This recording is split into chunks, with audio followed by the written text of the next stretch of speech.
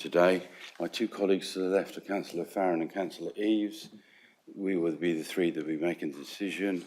To my right is my legal team, Sonia, and over to my further right are from the licensing team. Back corners are people from community services, and those who know, this is Adam, our applicant, who's on our side. But I've just got to read out a couple of things before we finally start. Item 1 is to receive apologies from absence. Well, we're all three here. Receive any declarations of interest? No, we haven't. All right. This is the little debate I was having up there a few seconds ago. The procedure of the licensing panel will consider the application set out in the Licensing Act 2003. Its intended regulations was agreed by the Licensing Committee on the 2nd of February 2005. The Licensing Panel, in accordance with Rule 14 of the Licensing Act of 2003, brackets hearings, regulations 2005, decide to exclude the public from all or part of the Licensing Panel, considers that it's in the public interest to do so. Basically, if we get into commercially or sensitive stuff, I'm going to have to ask some people up in the gallery, unfortunately. You're all interested parties. So is that okay if we do that? Yeah, if we get to that stage. To be agreed by general affirmation, the minutes of the previous meetings held on the 25th of February, the 1st of April and the 18th of August of this year. Is that okay? I'll sign that when we get to that bit. And now the application to review the premises licence. No. So, Adam. John first. Chair, yes. So the report before yourselves this morning is an application submitted by the Environmental Protection Team to review the current premises licence at the Greyhound in Kemah. The application, which is attached to the report, Appendix 1, has been made pursuant to Section 51 of the Licensing Act. As I say, made by the Environmental Protection Team, and it's on the grounds of the review relate to the licensing objective of the prevention of a public nuisance. Now, the review cites that complaints have been received over several years relating to public nuisance caused to nearby residents by the performance of music in the rear garden of the pub. It states that noise monitoring has been conducted on 4 occasions and at two separate locations, and the music from the pub was found to be loud and intrusive on 2 of these occasions. There are 3 interested parties who have submitted representations in support of the review application, and 3 interested parties have submitted representations which have been accepted as having relevance to the licensing objectives in support of the premises licence holders at the Greyhound. Now, the panel must determine this matter on the evidence presented to it during the hearing, having due regard to the Licensing Act 2003, the Mid-Sussex District Council licensing policy and the Home Office guidance issued under Section 182 of the Licensing Act. Now, there's a bit of background to the report and location. The Greyhound is located at Kemah Road in Hassocks. It's been licensed under the Licensing Act 2003 for the sale of alcohol for consumption on and off the premises since the introduction of this Act, and it was previously licensed under the previous Act, the Licensing Act of 1964. There has been a pub at this location dating back around about 450 years. The current premises licence holder is a company, G-Dog Limited, and the designated premises supervisor of the premises is Mr. Simon Hodges. Also, one of the directors of the G-Dog is his wife, Josie Hodges, and they're both here representing themselves as the premises licence holders. Now, the current premises licence and conditions and plan are attached to report Appendix 2, and that you will see that the premises is currently licensed for a range of activities which are set out in the report. The current opening hours of the premises on the licence are set out in the report as well. Now, at this point, it should be noted that the Live Music Act of 2012 does provide an exemption from the regulation of some forms of entertainment under the Licensing Act if certain conditions apply. Now, under these circumstances, the existing licence conditions remain on the licence, and in place, but they are suspended when the entertainment is unregulated. Now, in respect of live and recorded music, with a premises licence for the sale of alcohol for consumption on the premises, the conditions are that the music takes place on these premises. At the time of the music, the premises are open for the purposes of being used for the supply of alcohol for consumption on the premises. If the music is amplified, it takes place in presence of an audience of no more than 500 persons, and the music takes place between 8 a.m. and 11 p.m. And so the Live Music Act therefore removes the need for regulation of the performance of this regulated activity, and also, as I stated, suspends any licence conditions relating to it. In the case of the Greyhound, you will see from the premises licence plan that the premises licence includes the inside of the pub and also the outside, which includes the rear garden area. So, whereas prior to the Live Music Act, regulated entertainment wasn't permitted outside, under the Live Music Act, under those conditions, it is now permitted as an unregulated activity. The Greyhound is, as I stated, a well-established pub, provides food, alcohol and entertainment. It's located in the mainly residential area on the outskirts of Kemah, Hassocks, on the Kemah Road, near to the junction with Lodge Lane. There is an aerial view, satellite view of the location attached to the report, Appendix 3, and I have attached photos of the pub and surroundings at Appendix 4. I did mention earlier that there's several conditions relating to the performance of live music which are on the licence. They're detailed in the report, but as I state, they are suspended as and when the Live Music Act exemption is in place. Now, the Environmental Protection Team have applied for a review of the premises licence following their investigation of complaints of excessive noise and disturbance from the premises, which have been received from May 2024. Majority of the complaints relating to music events which are held in the rear garden, and obviously as the rear garden, as stated, forms part of the licensable area, the music performed in this area is not regarded as regulated entertainment when the exemption under the Live Music Act applies. They cite that visits have been previously made to the Greyhound to investigate and give advice about these noise emissions and noise complaints. Noise nuisance investigations are carried out and evidence gathered, which includes statements of disturbances from residents in the form of completed diaries and the review of recordings following the installation of calibrated noise monitoring equipment within complainants' properties. Mr. Draycott will detail in his submissions further the evidence which was gained during those investigations and the results of the analysis of the noise recording results. But the conclusion of the Environmental Protection Officer was that the music experienced inside residents' property would affect the residents' use and enjoyment of their home when events are held in the public garden, and the intrusion amounted to a public nuisance under the Licensing Act due to the volume, duration and frequency of the event. And it's in their opinion that the licence objective of the prevention of a public nuisance was not being promoted. And the full details of their investigation is attached at Appendix 5. Now, the opinion of the Environmental Protection Team is that in order to uphold the licensing objective of the prevention of a public nuisance, the use of the garden area only for amplified music or other similar events should be restricted. They therefore seek the panel to consider lifting the suspension to which Section 177A of the Licensing Act relates to for live and recorded music for the garden area. They do point out that this would not affect the ability of the Greyhound Inn to hold music events inside the pub. They also request that if the panel decide to remove the Live Music Act from the garden area, that they also consider attaching a number of conditions to the licence. These being that only 3 events of regulated entertainment per calendar year are permitted to take place in the garden area and are subject to the events not being held closer than 30 days apart.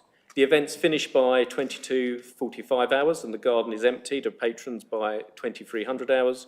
and residents within 50 metres of the pub boundary are informed of events at least 3 weeks in advance. Now, representations in support of the review application have been made by 3 members of the public, referred to as interested parties within the Act, and their representations are summarised within the report. Mr Moss, Kirsty Wyatt, and also Mr Watts are all present to address the panel themselves.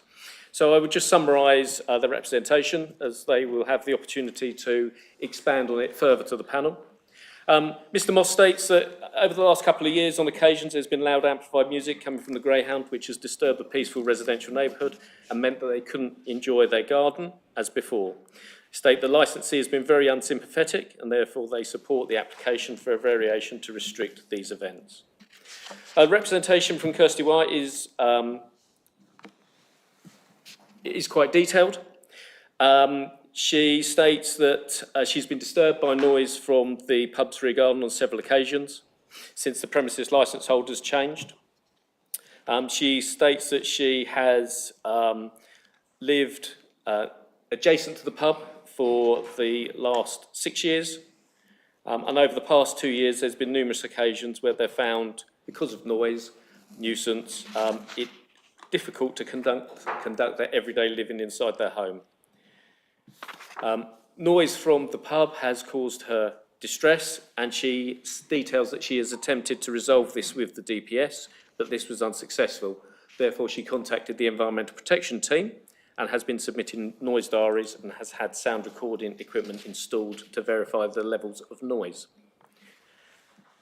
She details the effect of late night noise from the rear garden area, and also highlights that by far the biggest issue faced is the numerous outdoor music event and entertainment. She states they're given sporadic advance notice of such events and sometimes only finding out about them when the band strikes up. It leaves them with minimal or no time to find alternative accommodation for bank holiday weekends or specific evening. She states that she feels that this is unjust as they're forced out of their home, unable to live a normal life like watching TV, entertaining friends or family, using their garden or just going to sleep. She highlights an event on August Bank Holiday when the music was in its 10th consecutive hour and they went for a dog walk in Hassocks for a reprieve, and states that the music could be heard in the at the parish offices in Hassocks. Upon her return, she found the landlord, Mr Hodges, in the driveway taking a decibel recording. And whilst acknowledging that the noise level was being monitored, she points out that he was uninvited onto the private property and that the sound recordings were at least 30 metres away and behind at least 2 tall brick walls, making the reading he obtained lower than it might have been closer to her home. Now, in conclusion, she does state that, nevertheless, she appreciates that she chose to live next to a pub and accepts the normal pub noise which comes with it. She states she'd lived harmoniously with the pub for the first 4 years, but the last 2 years have not been enjoyable due to increased and frequent noise since the new landlord took possession. She appreciates that this is a commercial property and that businesses need to thrive and have a commercial return. And her hope is that a middle ground can be found, and she supports the proposals from the Environmental Protection team. I would point out that there are comments within the representation which shouldn't be considered as relevant for the inclusion in the report. For example, mention of noise from sporting events shown on a large screen television in the rear garden. This isn't relevant because the showing of live sporting events is not a regulated activity and therefore couldn't be addressed with the Licensing Act. Her representation is in full is attached to the report. Mr and Mrs Watts support the application. They point out that the situation with the Greyhound currently is there's unacceptable loud music from live bands when events are held. There is a need for stringent controls in place so the situation doesn't come completely out of control. And they said there's a lack of regard for adjoining neighbours and their right to maintain quiet and enjoyment of their homes. They go on further to state that they have absolutely no problem at having a vibrant pub situated on their doorstep, but not at the cost of being unable to enjoy peace and quiet in their homes and gardens. They point out that the disturbance of this sort are extremely unwelcome and cause further stress to them. Their representation in full is attached at Appendix 8. Now, the premises licence holders have submitted comments for the panel. Mr Hodges, who's present and will detail his representations in his presentation to yourselves, he states that the review application itself doesn't reflect a conversation he had with Mr Draycott on the 13th of October this year at the premises regarding noise issues since they took over the pub. And he does state that the review is just a copy of one which was submitted for the Horse at Hurst by Mr Draycott previously, and that the decision to call the review was made prior to his meeting with Mr Draycott. He makes general comments surrounding the pub being a very valuable community asset and hub, and he states that the pub in its nature is going to have some issues regarding noise and disturbance throughout the year. And he feels that compromises has to be offered by all parties involved. He states and feels that the council are not compromising and Mr Draycott is not supporting an impartial view by explaining this to the complainants.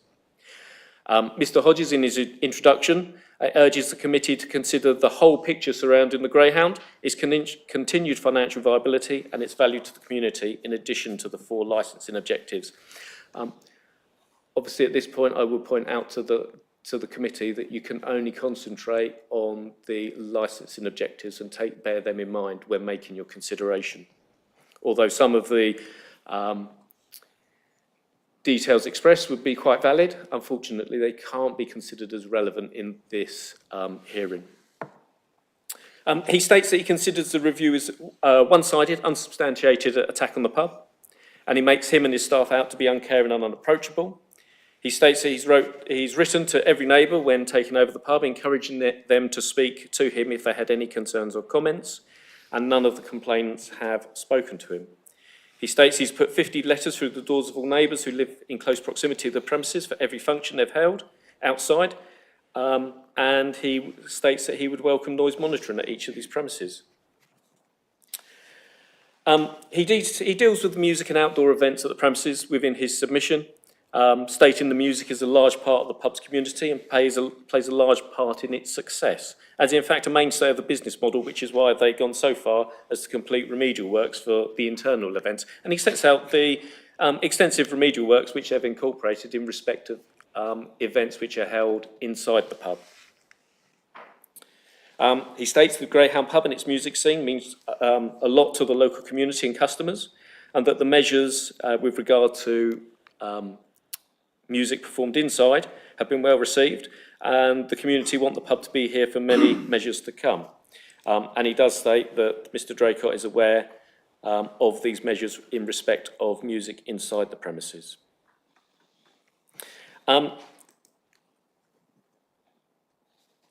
He outlines his response to each of the noise complaints that have been reported within his submission, and details actions which have been taken by himself where appropriate.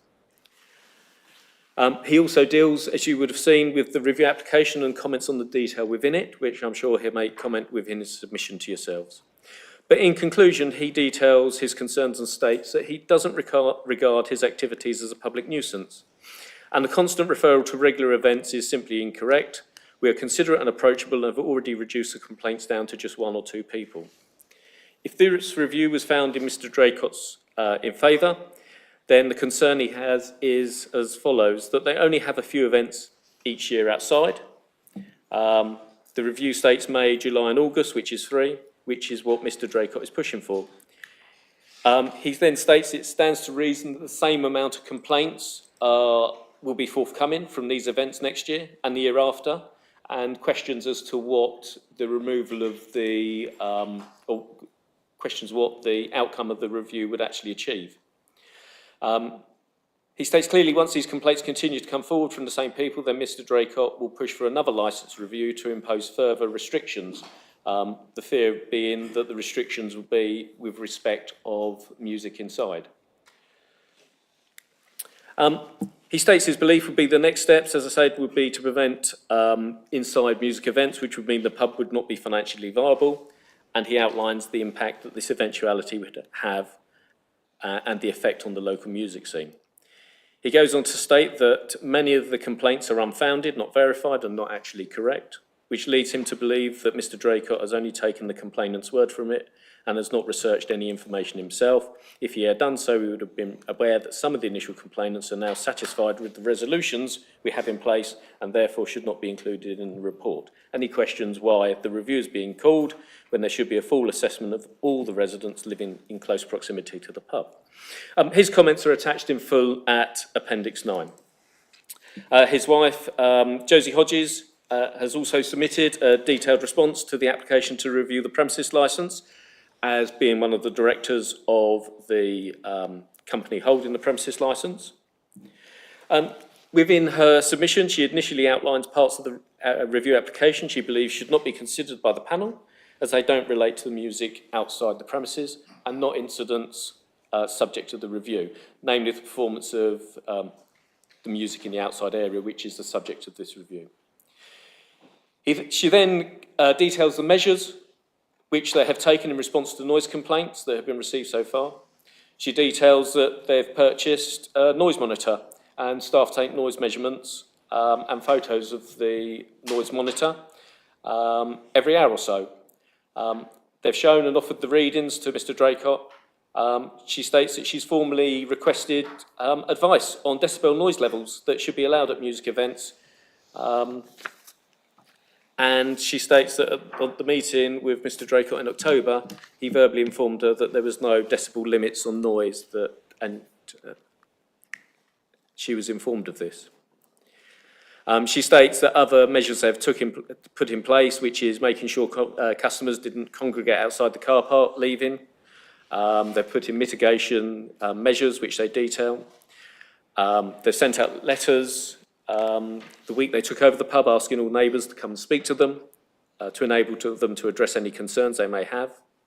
It's since been extended by notifying all adjoining neighbours by letter for upcoming events. She further outlines the further mitigation measures which have been implemented for inside music, as been stated. And she details that the events that are held outside are obviously, as we are aware, for deregulated music events, which obviously is allowed at the premises. She states that she's not sure why 6 complaints in 730 days are considered a continued public nuisance, especially when she has met with Mr. Draycott and he has informed her that a continued public nuisance would be every Friday and Saturday every week. And she states, you can see this is certainly not the case, and states that there's not a continued public nuisance at the pub. The representation concludes that her conclusion to the review panel is that at least 90% of the issues detailed by Mr. Draycott are either not coherent, factual-based events or didn't actually happen. She highlights the current consultation being carried out by the Home Office and Department of Business and Trade concerning reform of the licensing regime. There is one going on, but that again isn't relevant to the panel because the panel has to look at the situation at the moment. And she does state that removing outdoor events to 3 a year wouldn't be a huge impact, as they already do not have the total number of events that they're allowed, but it's the wider implications of the review which deeply concern them. In respect of the comments on football and open mic events, they're deeply concerned that it's just the beginning of a campaign to remove all entertainment from the licence, when this obviously regulation is deregulated. And she states that in conclusion, most of the comments from Mr. Draycott lack coherent factual-based evidence and the pub's current licence should remain unchanged. Her representation is attached in full at Appendix 10. Now, I will point out at this point to the panel that during the consultation, the licensing team did receive a number of emails which were supportive of the Greyhound. There was 12 further representations received that contained comments and representations which unfortunately couldn't be considered relevant to this application, as they didn't address the substance of the review application or the licensing objectives, or they didn't explain how the licensing objectives were being promoted by the licence holder. They outlined issues such as the value and benefit of the location to the community, the charity and community involvement of the licence holders, the benefit of the entertainment provided together with the value of having a local music venue, the investment made by the premises licence holders in the venue, and that it's a small proportion of complaints received in relation to the number of nearby residents, and the enjoyable time that customers undoubtedly have when they go to the pub. However, none of these comments are actually relevant, and I would ask the panel to concentrate on the matter before them, which is the performance of live music outside, and as to whether or not it causes a public nuisance. Mr. Gary Hilson, who is present, makes representations in support of the premises licence holder. He also attached a petition to his representation signed by 219 residents. It's noted that the licensing authority treat a petition as being in support of representation, but as just coming from one person making representations. It's not classed as a representation by one person plus 219. He states he lives around 100 metres from the Greyhound. He states he believes the premises already meets the licensing objective of the prevention of public nuisance. He does mention that some of the dates in the review application are incorrect, and he has attended some of these events. He states that in particular on the 23rd of August this year, the pub held a local music day showcasing musicians who developed through the regular open mic sessions which are held inside the pub on a regular basis. It was a community event, giving local performance a chance to play live to a broader audience. He attended. He states it was professionally managed. The speakers were directed towards the pub and the sound levels remained moderate, and the event finished on time. Showcasing musicians, he states that he attended and participated in another event, and he's not affected by any noise at his home address, which is stated is around 100 metres from the Greyhound towards the pub, and the sound. He maintains he believes the Greyhound promotes the licensing objective of the showcasing musicians. He states that. And as I stated before, there are a number of comments within his representation which couldn't be considered relevant for this matter. His representation is attached at full at Appendix 11. There's a representation from Jane O'Connell, who is unable to attend the meeting. The initial representations that she made concerned matters which didn't address the subject of the review of the licensing objectives. However, upon contacting her, she did submit further comments which would be considered relevant, namely with reference to the outside music events. She states, as far as the outside weekend bank holiday entertainment is concerned, the same rules apply and was strictly adhered to. Music finishes earlier on these days though, 10ish. This gives everyone time to finish their drinks and go back inside before the 11 curfew. Equipment used for these events is maintained by professional musicians who look after and ensure sound levels are consistently monitored and are played out in accordance with Simon's wishes. I know this because I attend these events. Her representation is in full is attached at Appendix 12. Catherine Nilsky also makes representations in support of the pub. She is unable to attend today. She states that she lives across the road from the pub. She outlines in relation to music in the rear garden that Simon and Josie Hodges maintain regular communication with their neighbours. Outdoor music ends by 11 p.m. Events are limited throughout the year. She states she can rarely hear the music from the pub because of the measures. Again, the representation does contain matters which couldn't be considered as relevant or to the subject of the review. Her comments are attached at Appendix 13. There was also a representation from the EI group. They're the freeholders for the Greyhound Inn, and they've submitted a representation via their solicitors. They point out that they own around about 4,000 public houses in England and Wales. They detailed that the vast majority of the premises are subject of lease tenancy agreements where the tenant operates their business out of their client's premises. The lease tenancy agreement makes it clear that all operational responsibility for the premises lies with the tenant and outlines that the lease for the Greyhound is with the G-Dog Limited. They wish the panel to note that they take a wholly neutral stance with regard to the allegations made, given their client has, EI Group has no operational responsibility for the premises. They further state that it's clear that the licensing objectives could be promoted by the imposition of some reasonable conditions onto the premises licence, which would be an appropriate and proportionate response to the issues which have resulted in the application for a review. And their representation in full is attached at Appendix 13. The report then sets out the legal context. The review's been applied for under Section 51(1) of the Licensing Act, and Section 52 deals with the determination of the review. There are a number of steps which the panel can take if they feel that they are necessary and proportionate and required. They're set out in Section 52(4) of the Act, but the actual measures which are being asked for by the Environmental Protection Team is just Section 52(4)A, which is to modify conditions on the licence. Section 177A of the Licensing Act 2003 is set out within the report, and it provides the ability for a licence review for live and recorded music in respect of the exemption under the Live Music Act 2012, which is what has been applied for in this case.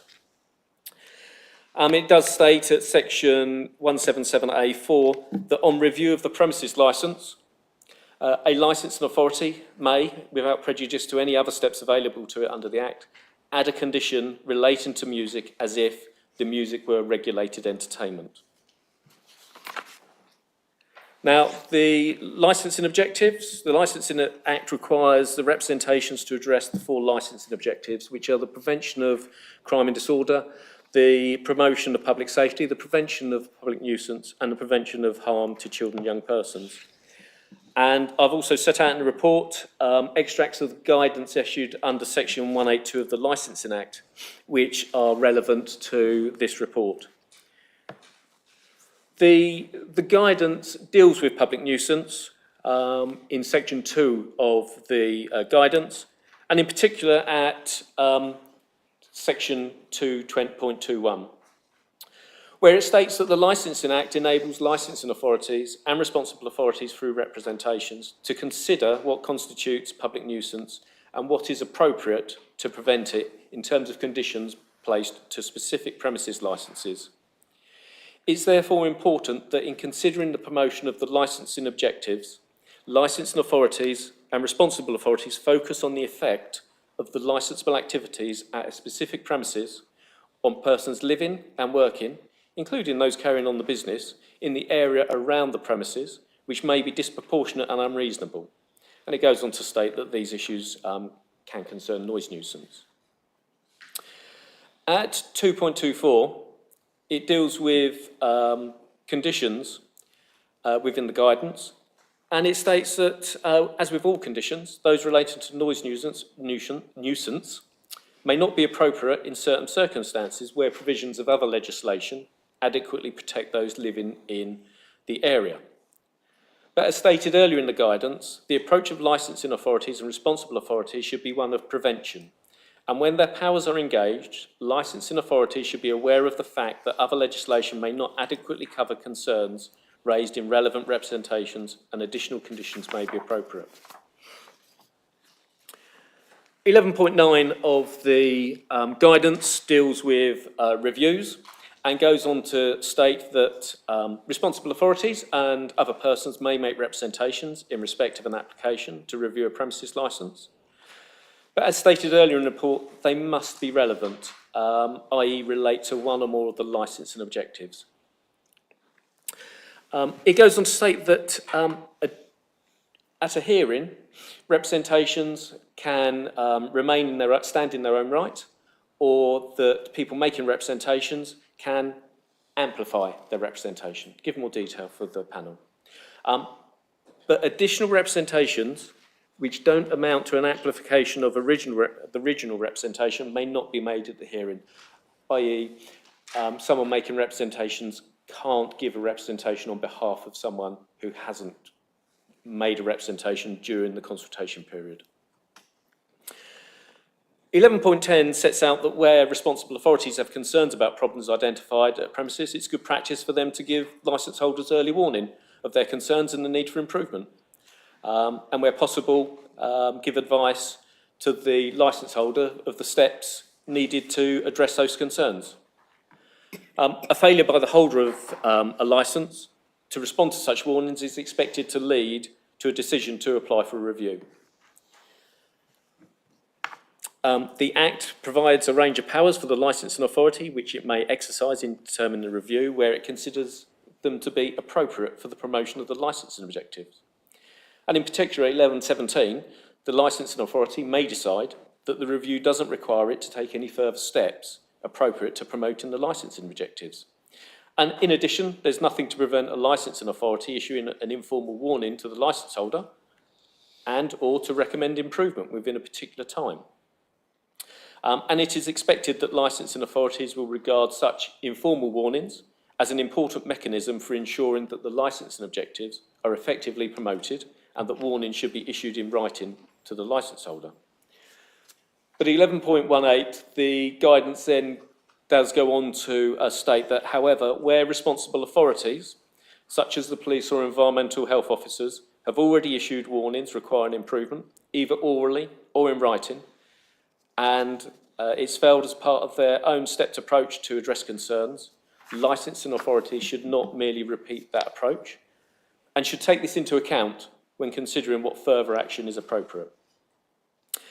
As stated earlier in the report at 11.19, it details what actions under its statutory powers the licensing authority can take, and in this case the request is to modify the conditions of the premises licence.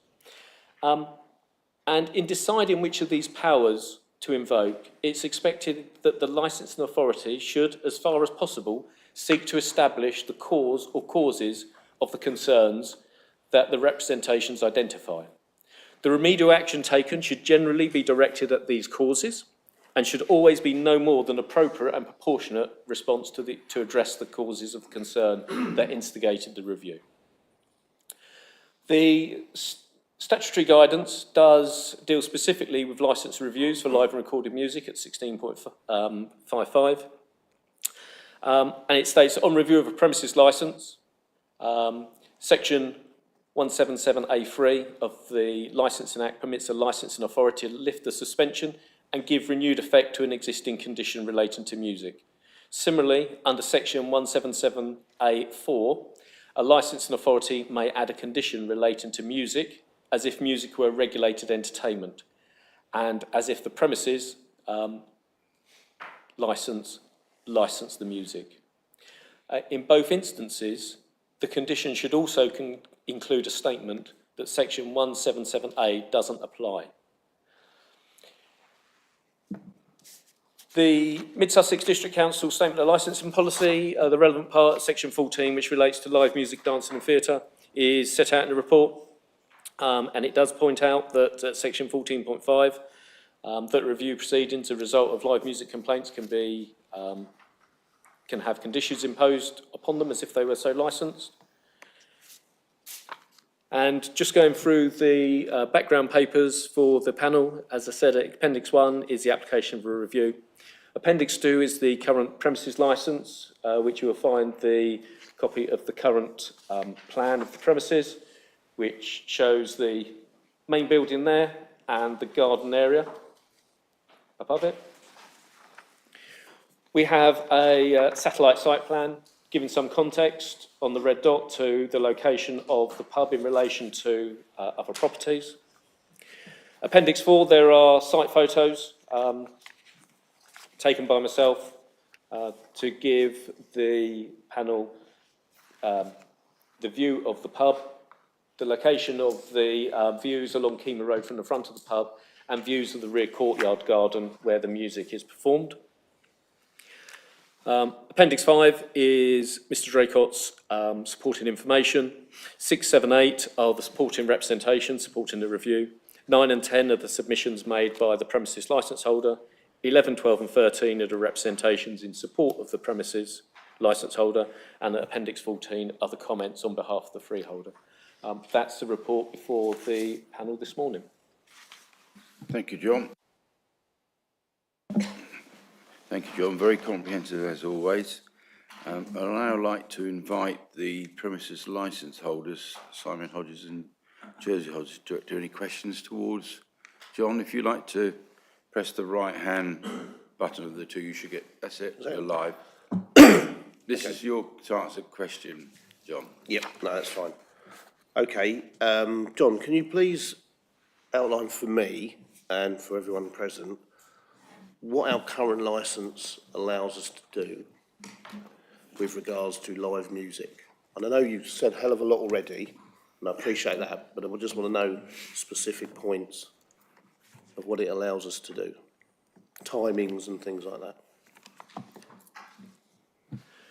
Right, so the premises licence itself only allows live and recorded music inside the premises.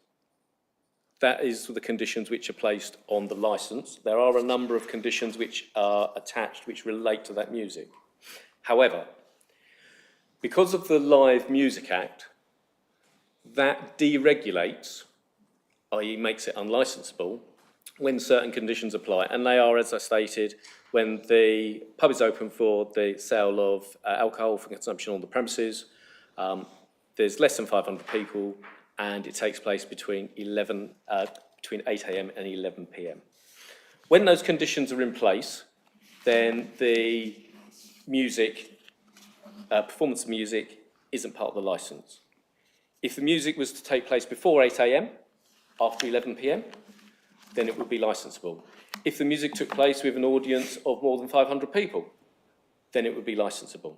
If the music took place when the pub wasn't open for the sale of alcohol, then it would be licensable. So the current state of affairs is that if the conditions of the Live Music Act apply, then the performance of music isn't regulated. But what the panel can do is to put a condition on the licence, removing that exemption and making it licensable again, or preventing it full stop, depending on what the panel decide.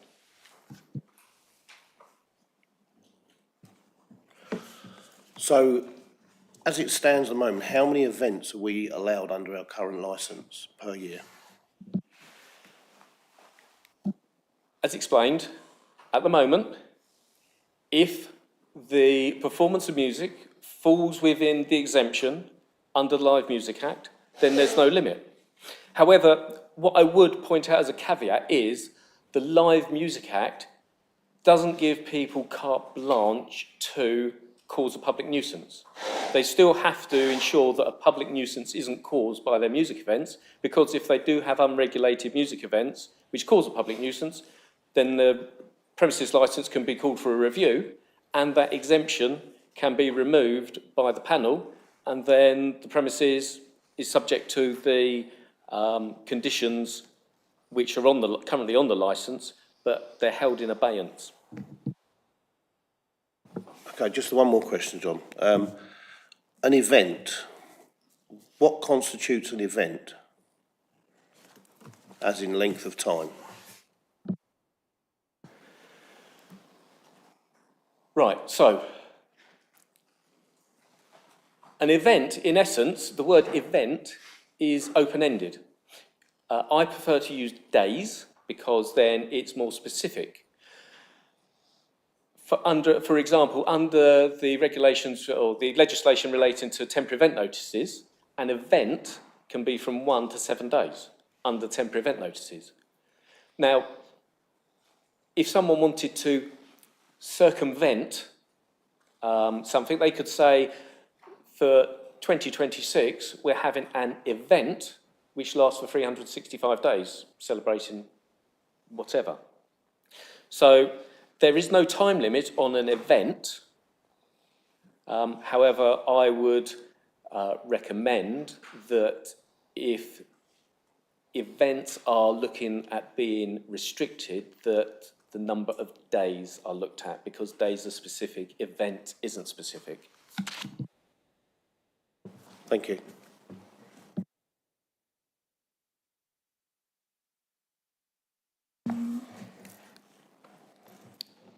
If the licence is reviewed, will we then still be entitled to apply for temporary event notices? Yes, yeah. Also,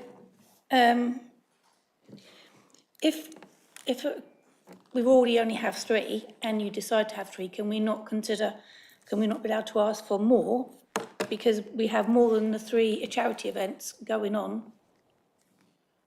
Right, that's something that you'll need to address to the panel in your submissions to the panel. That's a decision for the panel to make on consideration of all the evidence which has been put towards it. It's not my decision. Yeah. And it doesn't affect playing football in the garden or having background music, the review? Background music isn't licensable if it's background music. We've had that, I know we've had this conversation before. For example, when I go into Tesco's to do my shopping, there's music playing in the background. Now, I don't go to Tesco's to listen to the music, I go there to do my shopping. So, in essence, it's background music. The same would apply in a business premises. If it's genuinely background music and at a background level, then it's background music. If it's louder than that, then it's no longer background music. And as I've already said, in respect to live sporting events, that's not regulated entertainment. So that wouldn't be included within the premises licence anyway, because it's not regulated. Okay, thank you.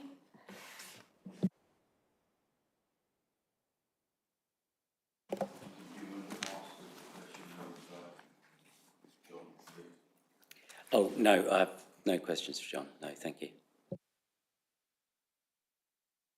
Do you wish to ask any questions of John? No? Panels? You've answered one of the questions that I was going to ask about how long is an event, and you nicely said days. And there's one which went on for 4 days. Would you, in that theory you've just laid out, would that be 4 days worth? Is one event for 4 days, or would you say that's for individual? I mean, one event can be 4 days. That's why my only suggestion to the panel, if you consider that a restriction is necessary, that perhaps you consider days rather than events. Because conditions under the Licensing Act need to be specific and enforceable. And reference to an event and a specific number of events, I don't think is clear or enforceable, whereas reference to any number of days is enforceable and specific. Okay, thank you. Anybody else on the panel wish to? Lee? No. No, okay, thank you. Thank you very much. We'll move to the next part. Adam? While we're here. Thank you, Councillor. So the Environmental Protection Team have called this review because, in our opinion, there is a public nuisance occurring, and this does not meet the objective, the licensing objective of the prevention of public nuisance. Now, this view wasn't arrived at hastily. It's come about following an extensive investigation and a number of noise complaints being made to us over the last 2 years. So we are recommending that the exemption for regulated entertainment in the pub garden is removed and a condition is added to the licence to restrict the number of events. Bearing in mind, I'll describe later what I believe an event to be, but basically it's days in the pub garden. The aim of this is to satisfy the licensing objective of the prevention of public nuisance. I know that John has already given background to the pub, but I'll just confirm those points he's made, that the pub is located in the village of Kemah, on the edge of Kemah, and has residential properties surrounding it on all sides, the properties to the north separated from the pub by the Kemah Road. The pub and the surrounding residential properties lie within the Kemah Conservation Area, designated under the Town and Country Planning Act, requiring the special character of the area to be preserved and enhanced. The premises licence was transferred to Mr Hodges on the 26th of October 2023. So since Mr Hodges took over the pub in 23, the council have received 6 complaints of noise disturbance made by residents living in 4 different locations around the pub. That's not for instances of noise, that's for initial contacting the council to initiate an investigation to say we're being disturbed by noise. So it's not just 6 instances, worth bearing in mind. And these have been primarily about noise generated from outside areas of the pub, particularly loud amplified music. The Environmental Protection Team have a procedure for dealing with noise complaints, and this begins with sending out diaries and asking the complainant to complete them, logging instances where they have been disturbed. This is important for a number of reasons, because we work on evidence, and the diaries provide us with that written evidence. They become a witness statement. They also provide us with a pattern of the incidents, how often they occur, how long they go on for, and what the impact is upon the resident. This enables us to carry out an assessment of the impact. When the diaries indicate that a potential nuisance is occurring, we can install sound recording equipment, which provides us with a reliable facility to experience what the residents are hearing within their properties. Noise nuisance investigations have been carried out over the last 2 years, and the gathering of evidence has included statements of disturbances from residents in the form of completed diaries and the review of recordings following installation of our calibrated noise monitoring equipment. The sound recording equipment has been installed on 4 occasions in 2 different locations. 4 occasions in 2 different locations. In August 2024, recordings were made, and the conclusion that I came to was that music was clearly audible inside the home and was highly intrusive.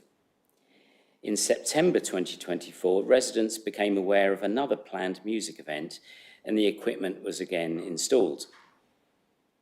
No recordings were made as the event was held indoors, which the complainant at the time considered acceptable.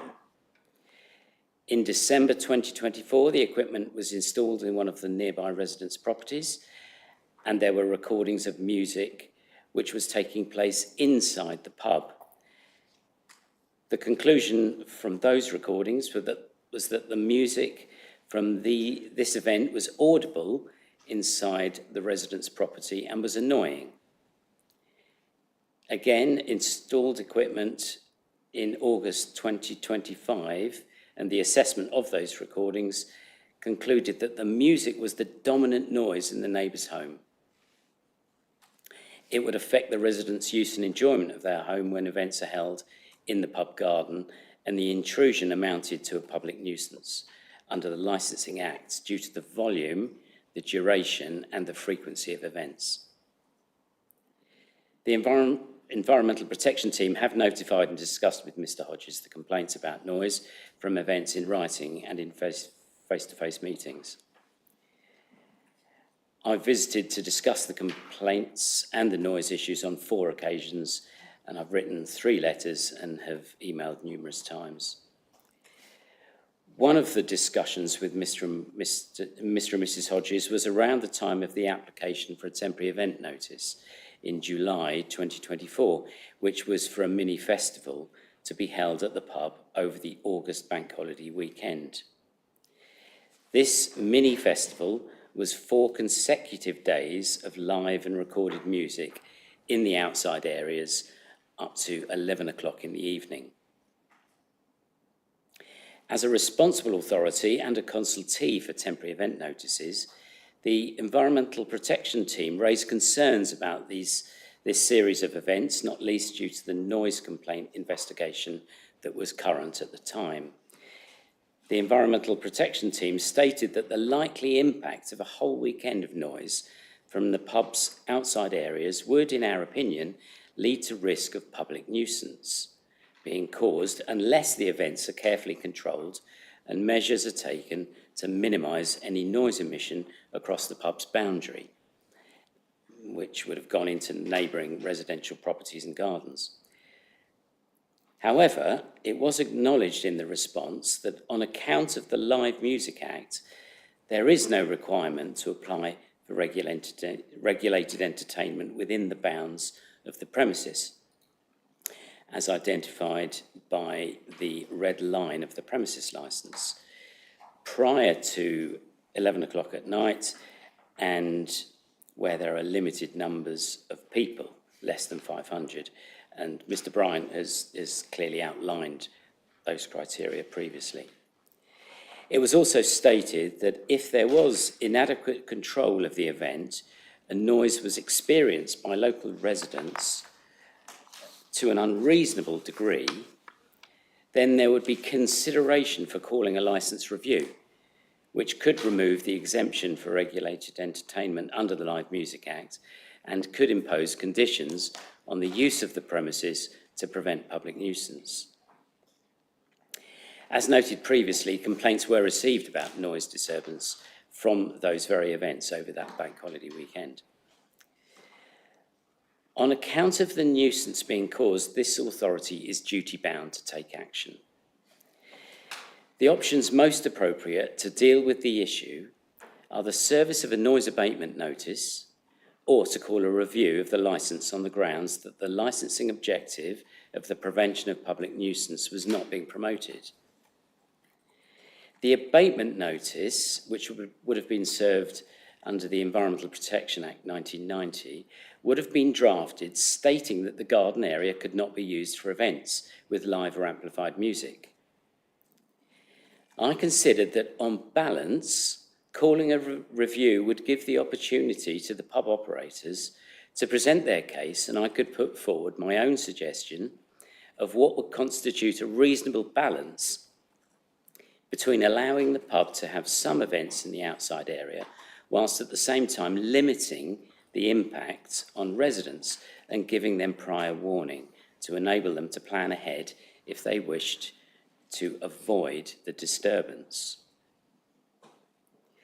Again, during one of the email exchanges with Mr. and Mrs. Hodges in July 2025, they were wishing to have some certainty over what frequency of outdoor events would be permissible so that the licensing objective of promoting the prevention of public nuisance could be met. Now, this review provides the opportunity to create a framework in which the pub can operate whilst not causing unreasonable detriment to the residents in the vicinity. In order to uphold the licensing objective of the prevention of public nuisance, I am of the opinion that the use of the garden area for amplified music or other similar events should be restricted. Therefore, the responsible authority seeks the lifting of the suspension which Section 177A of the Licensing Act 2003 relates to for live and recorded amplified music in the garden area. This doesn't affect the ability of the Greyhound Inn to have music events inside the pub. My recommendation for removing the exemption for regulated entertainment relates only to the outside areas. With the deregulation removed, the responsible authority recommends that the following conditions are attached to the licence. No more than 3 events in the garden each calendar year, and I have qualified that later to say that events are days. That's what I'd be recommending. So in effect, it's no more than 3 days of live, recorded, amplified music in the garden each calendar year, that those events are not held closer than 30 days apart, that events finish by 10:45 p.m, and the garden area is emptied of patrons by 11 p.m, and that residents within 50 metres of the pub boundary are informed of events at least 3 weeks in advance. The reason 3 events per year was recommended was based on the principle laid down in the Code of Practice on Environmental Noise Control at Concerts. And although this Code of Practice is currently being reviewed, there is a principle in there that is of interest, that the more events that take place in a certain location, the lower the permitted noise level. For urban and rural venues, the Code of Practice states that where the music noise level is up to 65 decibels, between 1 to 3 events would be permissible. That is the basis for the 3 outdoor events or days being recommended. What we are not saying is that the pub must restrict all amplified music events. It is just those outdoors. If the events such as bands, karaoke and DJ nights are held inside, then the noise emission is far more controllable and the impact on the surrounding residents is much less. We are not suggesting restricting the pub from having indoor events. This would be normal for pubs. It is just outdoor events where the noise emission cannot be controlled effectively. So in summary, we're of the view a nuisance is occurring on account of outdoor events in the pub garden, and therefore there needs to be an intervention to protect residents from these loud and intrusive events. We are recommending that the exemption for regulated entertainment in the pub garden is removed and a condition is added to the licence to restrict the number of events in the garden to meet the licensing objective of the prevention of public nuisance. Thank you.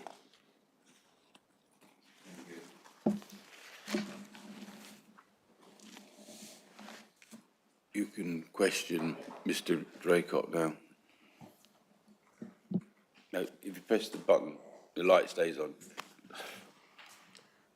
Adam, how many events would you have considered that we've had this year in the outside garden that you felt the need or been asked to comment on by the complainants? What I can tell you is Could you press your, thank you. Sorry, Councillor.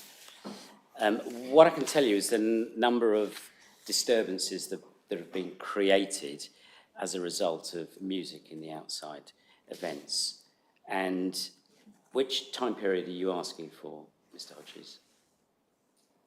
If I can, yeah, okay, like, possibly I was going to touch on this with my representation in a minute, but we're new landlords when we started in 23.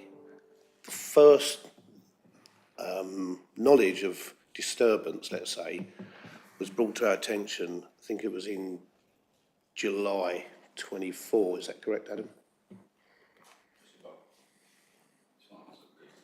Thanks. I think it was May. The events were up until May, yeah, okay, May, okay. Up until then, we were unaware, and we're new to the industry, we've never had a pub before. So at that point, we have done a number of measures to eliminate the complainants for various things. And in most situations should be disregarded because they were inside, stuff going on in the car park, etc., etc. They've effectively all been eliminated, which is really good. My question really relates about how many events do you feel we've had in 2024 after that have caused public nuisance, in your words, or in 2025 that have caused public nuisance, in your opinion? So we've got 17 instances in 2024 and 2025 that have caused disturbance, and we've had complaints. So 17 over the 2 years? 17 since August 2024, so just over a year. Okay, I haven't got the exact info in front of me, but when I emailed you and asked you how, I think it was in April 25, I asked you how many complaints we'd had since September, and you said 0 complaints through that period. So as I explained earlier, a complaint instigates an investigation.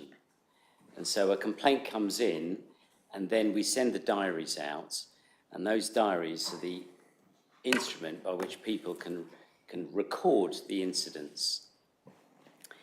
Now, we had some of those complaints lasted for a long time. They were open for a long time.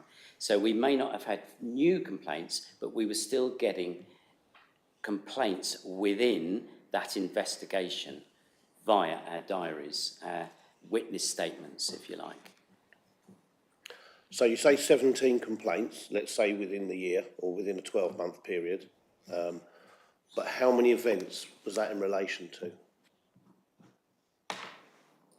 Well, all I can say is there are 17 instances where people were disturbed.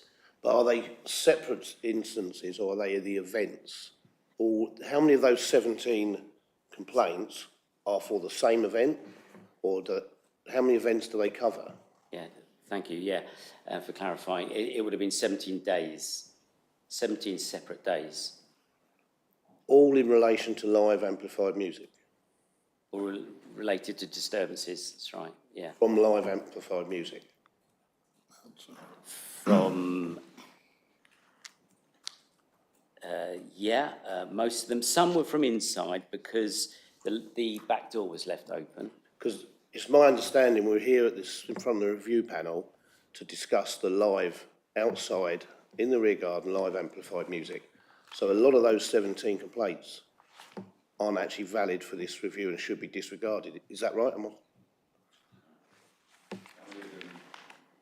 Does the review panel understand what I'm... I understand what you're saying. I think what Mr. Hodges is saying is, out of that 17 complaints, there were obviously some related inside. How many were related to the outside? I think that's what you're trying to say. That's it, yeah. What I haven't got is specific details of the number of events that created the complaints, because obviously you've got that information. You know what events that you put on throughout that year.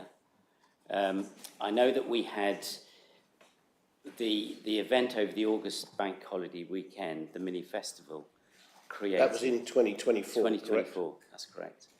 Yeah. We had complaints about that. And that was the festival where we were considering to apply for the Tents, out the front, wasn't it? tents, Temporary event notice. yeah. Yeah, for closing the road and things like that, which we never actually did, and that never happened. So from the August 2024 complaints, was it still left open as complaints when we got to 2025 August? Yes. Right, okay. So as a responsible authority, which, you know, we regard you as, are you supposed to be acting impartially in this review? So our role is to identify when nuisances are occurring. That's our primary role. And if that is found, then we are under a duty to take some intervention. That is what's triggered this review. Okay, well, I haven't got the knowledge or information that you have or Mr. Bryant has with regards to acts and things like that. But I've researched a responsible authority and asked the question, should a responsible authority be impartial? And the answer comes back, yes, it should. I don't feel that your report is impartial. You know, I think there's a lot of inaccurate points made in your report. And it's biased, I believe. I don't feel that you've asked enough of the residents. I appreciate you're working on behalf of the complainants, and I have no issues with the complainants whatsoever. Their views are very personal and very much about them, and that's understandable. Do you feel you've been impartial, or do you feel you're supposed to be impartial, I suppose is the question. So we work on evidence. So we've gathered evidence in the form of witness statements from a number of residents, as we know. We then corroborate the experience that they've had by using our calibrated noise monitoring equipment, which is locked in a box. You can't tamper with it. It's then reviewed. The recordings are reviewed. So I don't quite understand the impartiality question. I'm only going, I've asked the question, should a responsible authority be impartial? And it says, yes, it should be. But if you don't feel it should be, then I know your report certainly isn't impartial. Being impartial where your report's concerned, I would like to ask you the question is that after the very first meeting in whenever it was, May, June of 24, we put a number of remedial actions into place to counteract those initial complaints. New to the industry, green maybe, but we did. You've since seen those measures. Are the complainants, and again, I appreciate we're talking items that possibly should be disregarded anyway, but I want the panel to see where we're coming from and how we behave as landlords. Have you informed the complainants of the measures that we've put in place to counteract those noise levels? That's how I would regard impartiality.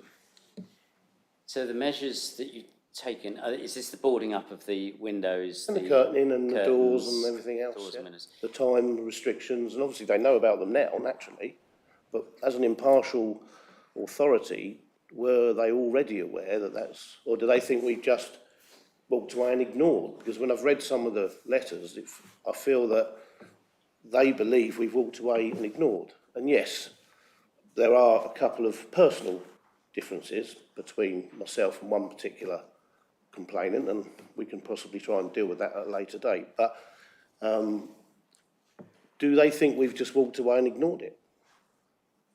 I mean, maybe you could ask them that when they give their evidence. You get a chance to. Okay, I didn't really want to speak to the complainants because I think that they're very, very personal to them. But anyway, if I'm allowed to. You are allowed to. Okay. At some point. So in answer to my question then, do you feel you've acted impartially, or do you feel you should act impartially? So the measures that you've taken are welcomed. To anything to reduce the impact is to be welcomed. And those measures that you took to insulate the inside of the pub from the inside events, that's great. You know, we welcomed that. What we're talking about here is the uncontrolled events, the events in the outside that are very difficult to control, the emission of noise affecting those residents surrounding the pub. So whilst the internal measures were welcomed, that has little bearing really on the impacts that the outdoor events are creating. So it brings me back to my initial question then. So you've mentioned live and recorded amplified music. I'm of the understanding that this review is about live amplified music, not recorded amplified music. Am I incorrect or correct? I'm going to ask John. John? The removal of the exemption would apply to live and recorded music. And from what you said earlier, John, then background music wouldn't be regarded as amplified music. So yours, Well, to be clear, background music isn't regulated entertainment under any circumstances. It's specifically detailed within the Act as not being regulated entertainment. Background music is background. If background music is loud, it's no longer background. But it's specific within the Act that background music isn't regulated entertainment. And I had sort of gave an example as to what background music would actually constitute, or what would constitute background music. Just slightly at an earlier point you made, I would draw your attention and the panel as attention to page 1 of Appendix 5, where we have detailed the complaints related by Mr. Draycott. He's detailed the complaints relating to outside music. So it's actually on the first page of Appendix 5. okay. So Adam, you also referred to the code of practice for decibel levels. Oh, you come up with 65. I came up with 75 and 107 being acceptable for outside events.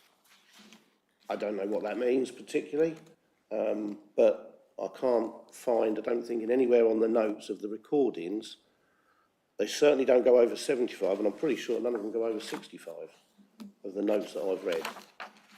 Is that correct? I think what we've got, the code of practice is the code of practice. It's 1 to 3 events in rural venues, rural urban venues. The 75 would be for fewer events.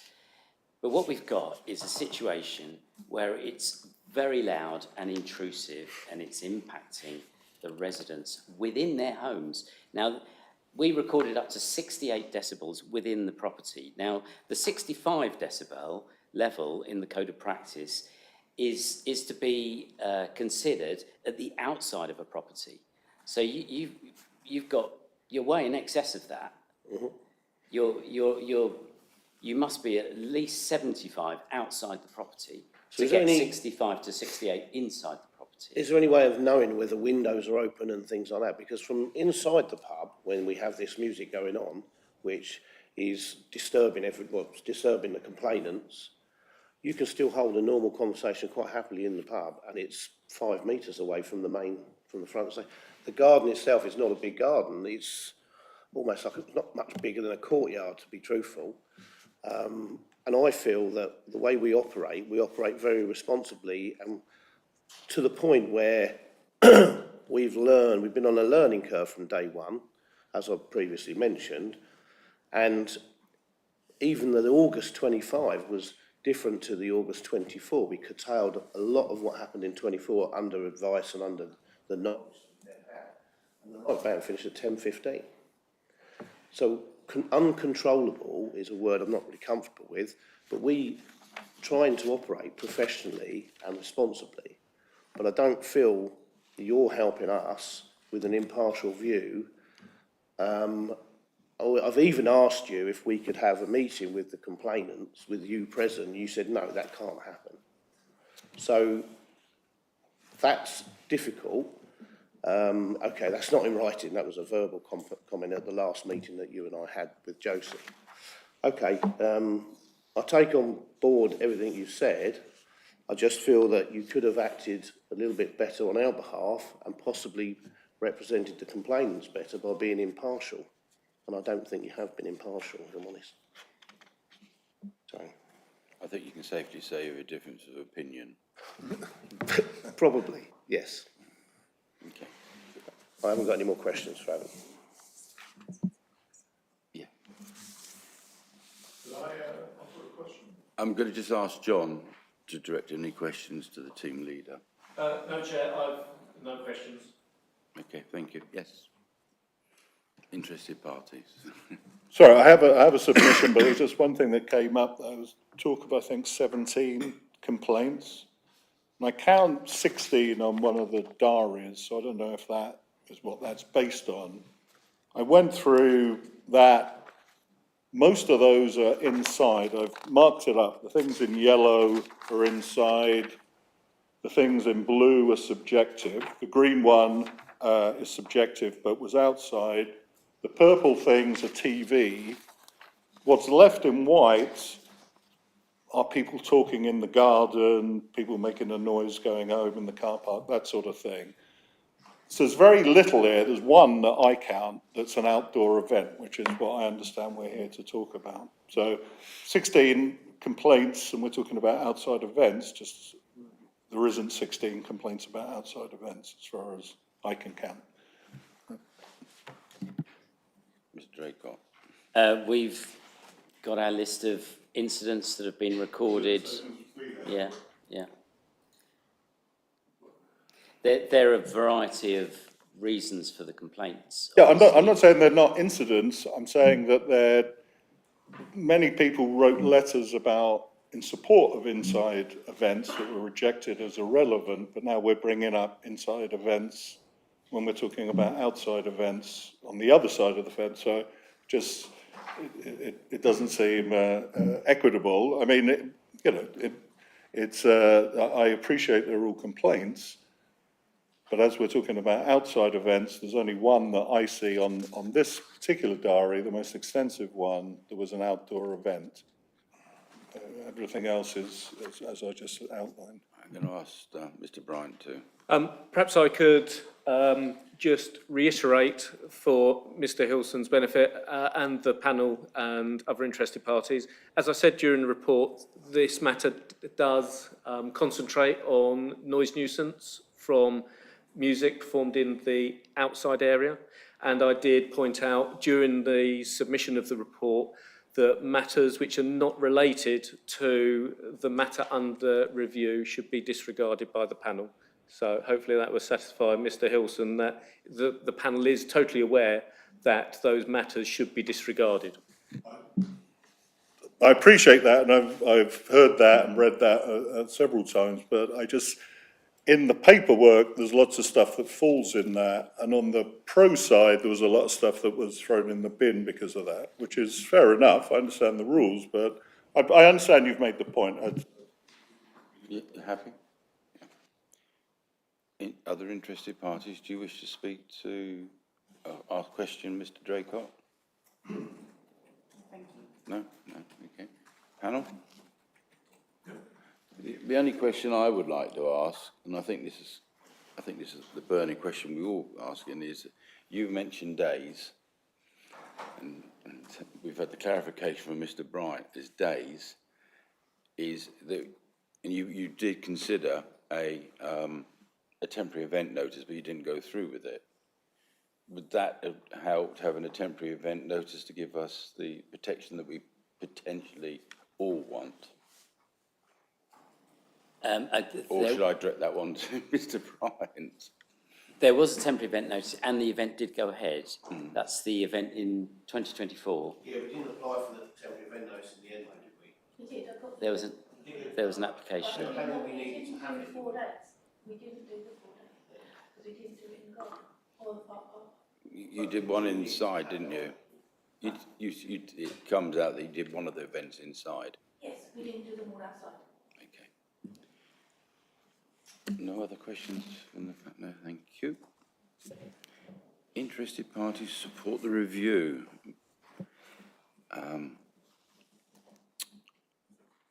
John, it says here, you invite you to direct questions to the interested parties?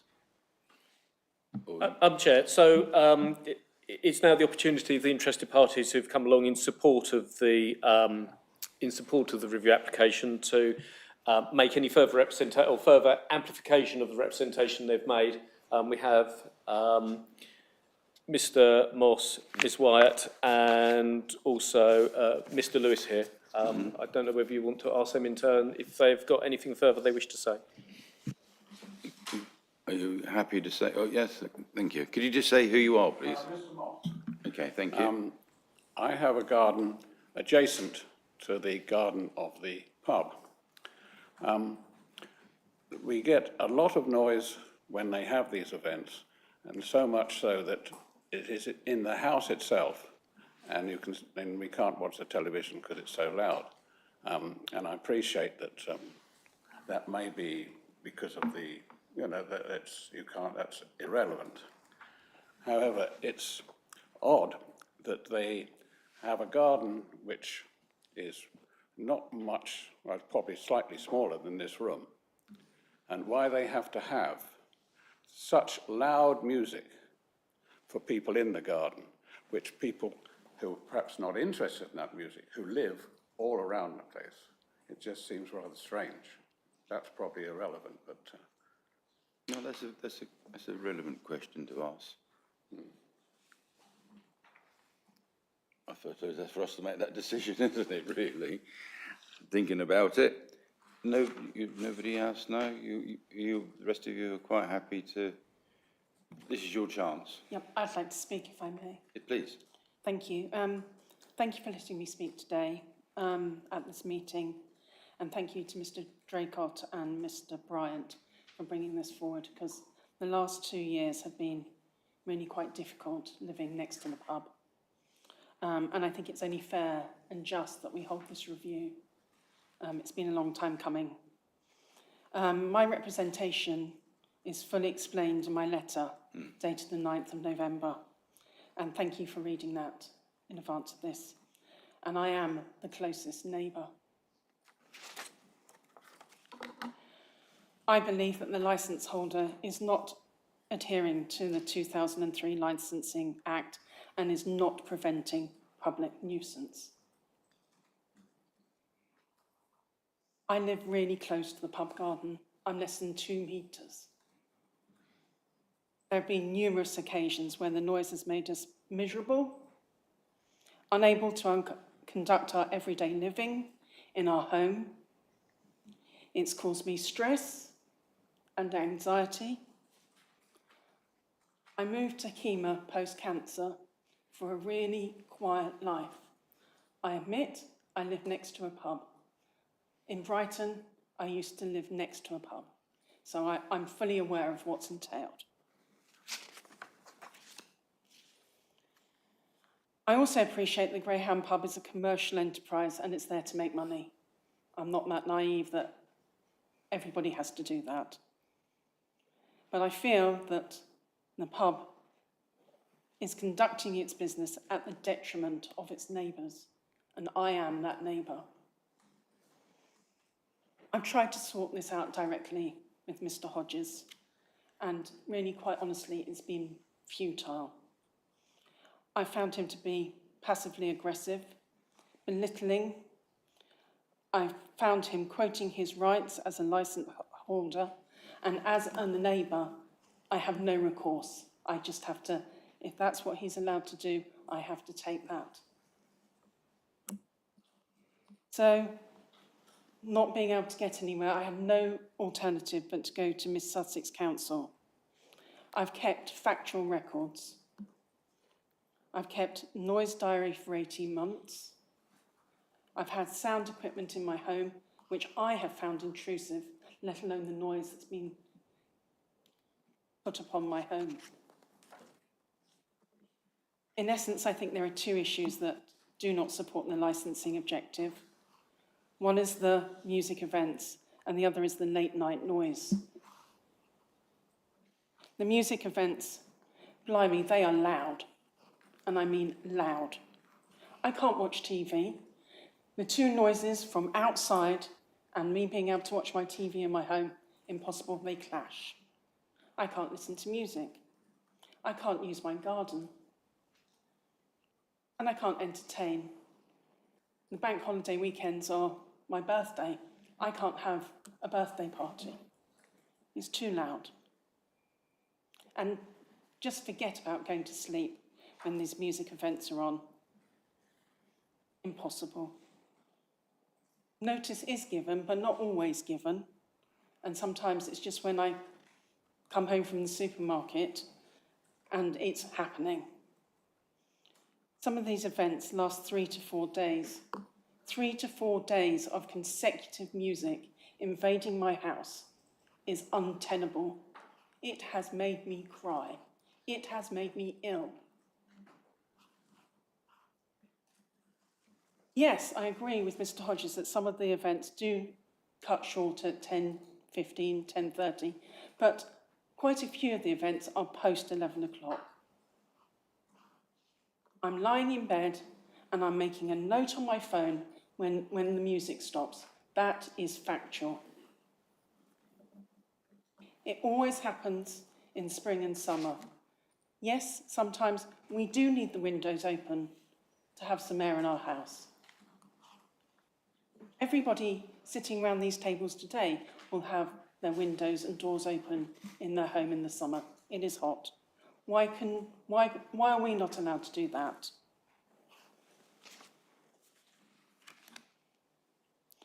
The noise from the garden regularly happens beyond 11 p.m. My noise diary will say that. We feel our sleep is being dictated by the pub noise. My partner has to wake up early every day, and he's restricted to 5.5 hours sleep on occasions. That's not healthy. That's not sustainable.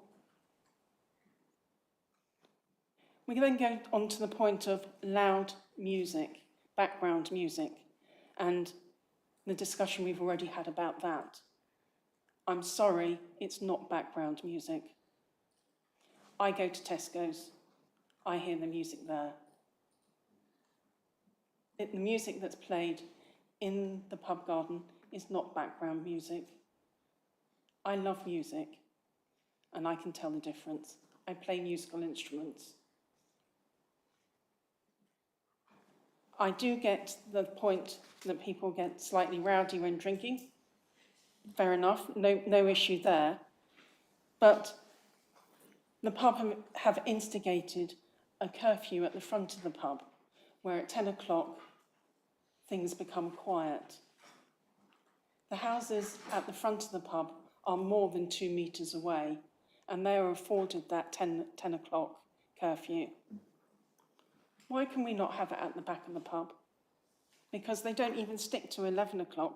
So if we aim for 10 o'clock, at least we'd be able to go to bed at a sensible time. And this is a village pub. It's surrounded by neighbours. It's not in fields, it's not out of the way, it's in the village, and we're all there. I also feel that some people haven't come forward today to represent because they're worried, because you have to fill in a form if you want to move home. And you have to fill in that form to say, have you had any noise issues? And a number of people have told me that they will not come forward to represent this situation because of their duty to fill that form in correctly and legally. So I'd really like you to take that into consideration. In summary, I support the proposed changes in regard to the performances of live and recorded music for the outside areas only. I do feel that the noise from the inside has got better. I was aware that there were remedial actions taken from Mr. Draycott, and I really would request if we could try and meet somewhere to making a compromise on this at the front and the back areas. Thank you again for your time this morning. It's not an attempt to lead to further complaints or further limit the pub's activities. I would just really like to simply address that these are very real issues for us.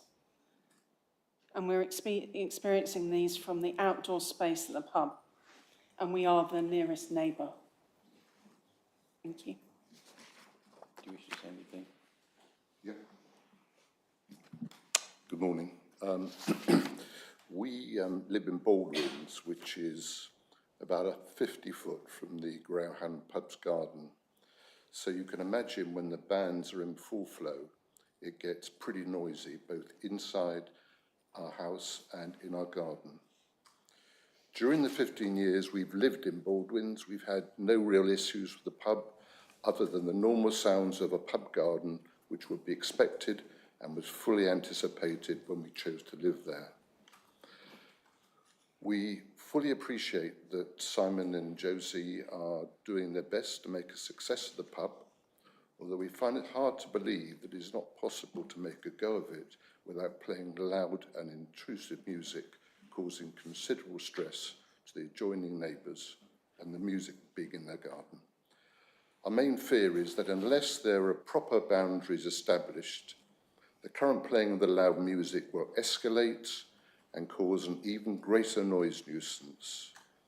We fully appreciate the value of a lively local pub to the community, but would ask that proper regard be given to the well-being of the near neighbours and their families. Thank you. You can now address any questions to the interested parties, please. As I said earlier, I don't have any reason to address the complainants. I feel their complaints are personal and probably very valid in their eyes. I sit here as an individual representing more than myself. So at this moment in time, no, I have no questions, and I certainly don't dispute anything that they have to say. Thank you. Mr. Draycott, do you wish to address anything to the parties? No, thank you, Councillor. Okay. No, Chair, I've got no questions either. Okay, members? No questions from me. No, thank you very much.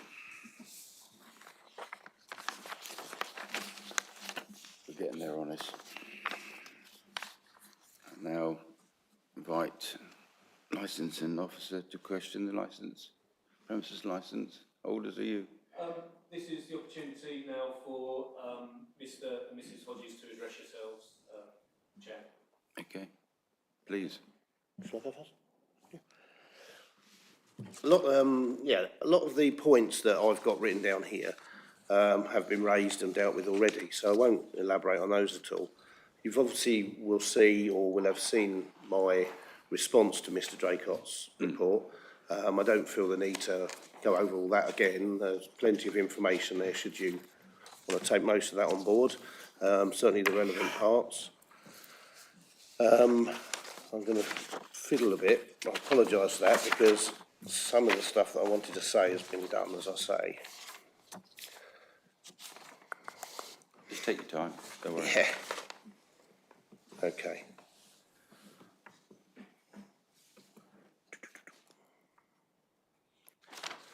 Right, so other than my response and my report that's already been submitted, I'd just like to add one other point. And as it stands today or previously, we've always operated within our licence conditions, as far as I understand and as far as Mr Bryant has informed us of. And we also go even further than this. And time after time, we've improved and increased, let's say, our remedial actions outside, as well as inside, but outside, by looking to reduce playing times. Now, the licence says that we can play from 8 o'clock in the morning to 11 o'clock at night, live music outside. That's never really been a concern for me. I certainly wouldn't want to start music at 8 o'clock in the morning. It's a long old day to have music going for us and for complainants and neighbours. The last event in August finished at 10:15. Yes, there's going to be some clearing up time, but the clearing up time will be just the talking and the putting stuff away and things like that, which has to be done. But that finished at 10:15, and that was to be our new finishing time for any outside event.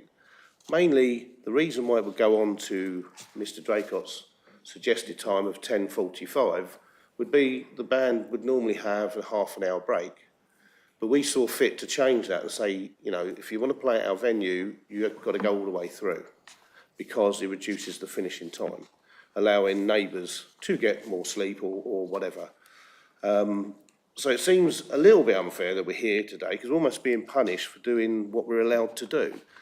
And we go further than what we're allowed to do. If we'd have pushed limits time and time and time again, on many occasions, then I could sort of understand the reasons for the meeting today, but we're here and we have to deal with the review as it's been set out.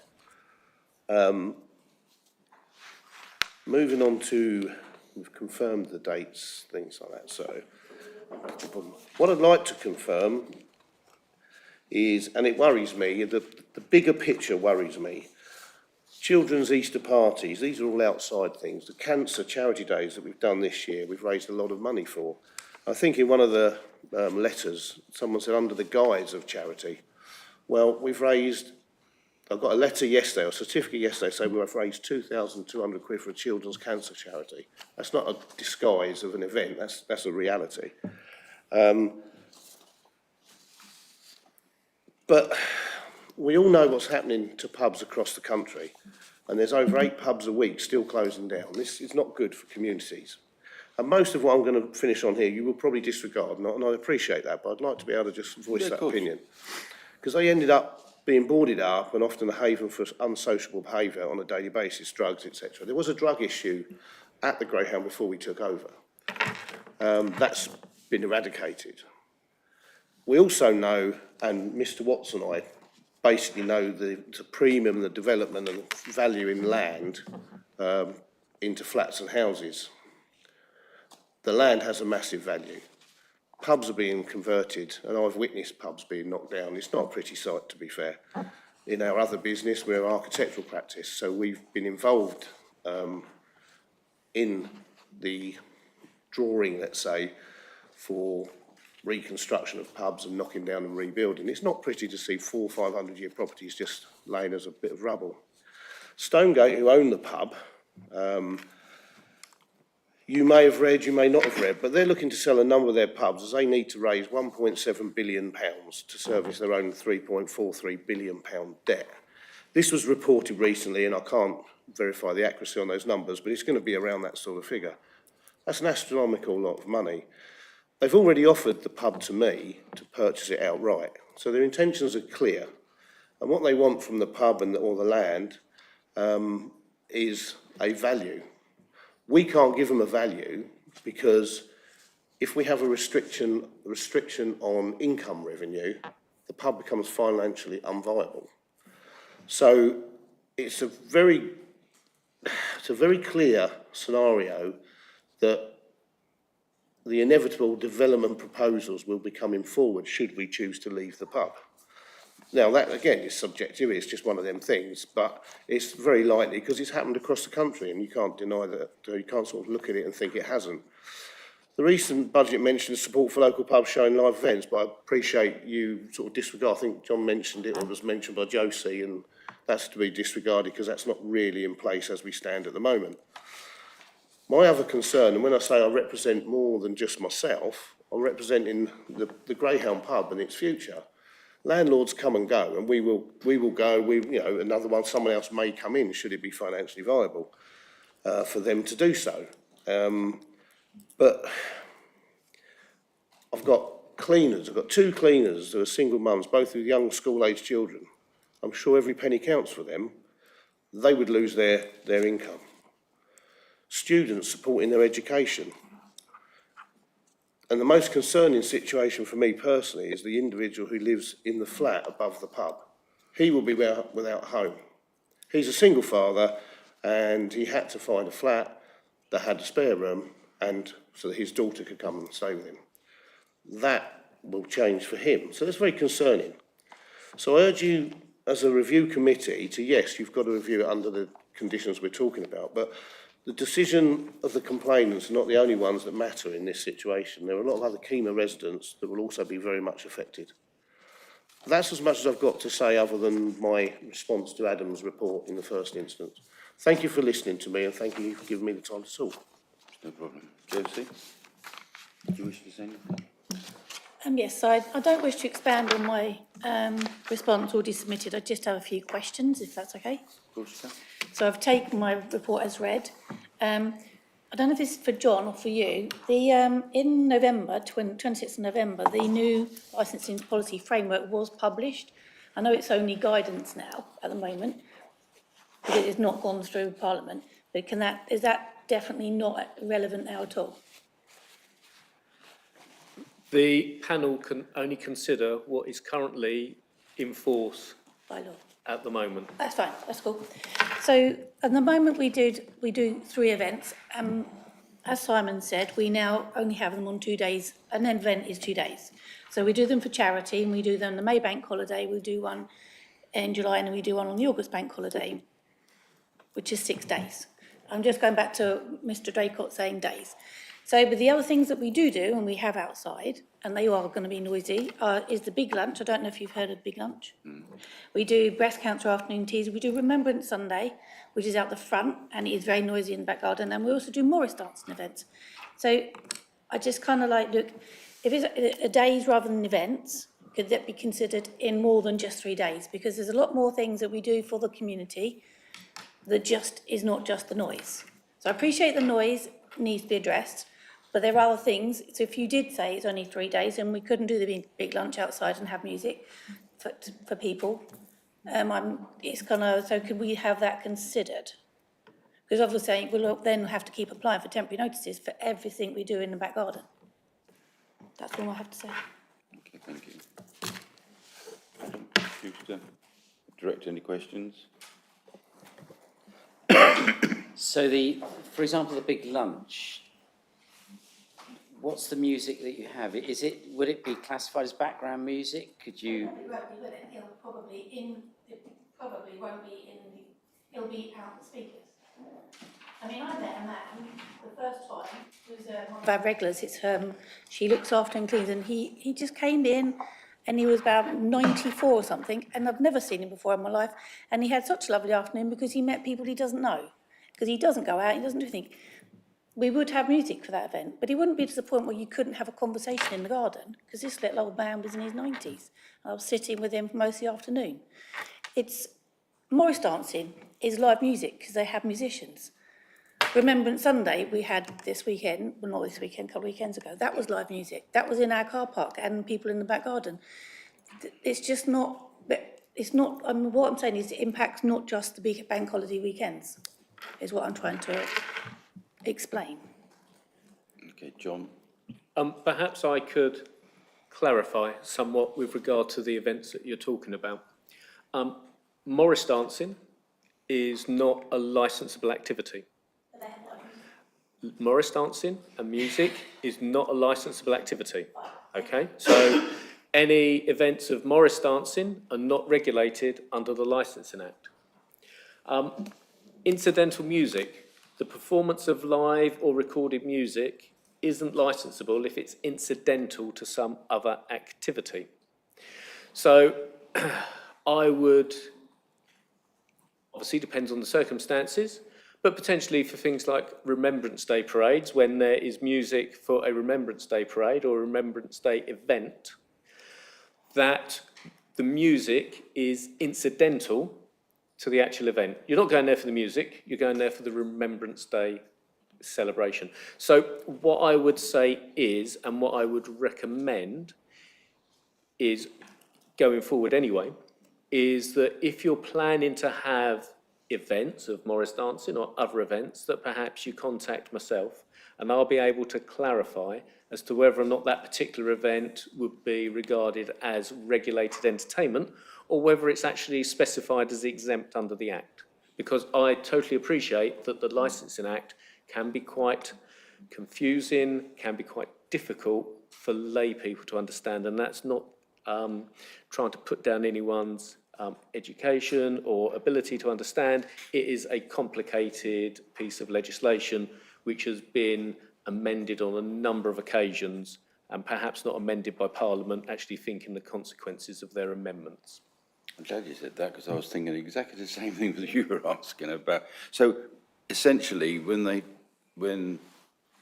do the big lunch, you go for the lunch, not to listen to the music. So if it's the music is the primary, like festivals, that's primary, there's that. But if you go for something else and there's background music, that's just background music. Potentially, that's correct. It would obviously all depend on how the actual event is played out. But essentially, the Act does give a number of activities which are not classed as licensable, full stop. And yeah, the performance of live or recorded music, if it's incidental to another activity, if the main activity is going there for the big lunch, then the main activity is going there for the big lunch. Likewise, Morris dancing is, well, self-explanatory. As I said, incidental music in regard to Remembrance Day parades is, again, self-explanatory. It's So, thank you. If we had, like on the August Bank holiday on the Sunday, we had chilled out background music from a saxophone player, and he didn't do all afternoon, he did a couple of stints. And the primary function was a fancy dress Hawaiian event in the afternoon. Is that then incidental music, or is that under the event? Before giving a definitive answer, I'd want to know the exact circumstances of the event because it's very difficult to give a hypothetical answer because unfortunately people take hypothetical answers as being... It actually happened, August Bank holiday. As I say, I would need to see the actual event and how it was planned to be able to make a decision. I'm not going to give hypothetical answers saying, well, if you have this event, then it's not going to be licensable. I think what Mr. Bryant's saying is he's offered you a possible solution. Yeah. That if you're about to do something, it'd be advisable to contact. No, I agree with that, but I'm saying if we're talking about events, that was one of the days of the events, but it wasn't to go and listen to, no, whatever his name is. It was to come in fancy dress, to sit in the garden and have cocktails that the staff made. But he was there just to chill out, and it was nice because he was a local musician who's had a lot of mental health issues, and he now plays again. So I'm saying it actually did happen that the actual event was a fancy dress cocktail afternoon. He was just there and he did a few stints. But it was an event. But it wasn't an event as in all night music. I understand what you're trying to say, yeah. I just think that in future, potentially, if you speak to John, and he'll take the guidance that John's going to tell you, and go from there. Yeah, We may fine. not be in a room again. Okay, interested parties, would you like to ask any questions of, yes, please? Mel Little Moss. I live, as you probably know, adjacent to your garden. And I wonder, are your patrons hard of hearing? Why, when you have a band, everybody in Kemah can hear it. Can you not lower the music so you just play it for the people who have gone there to listen to it?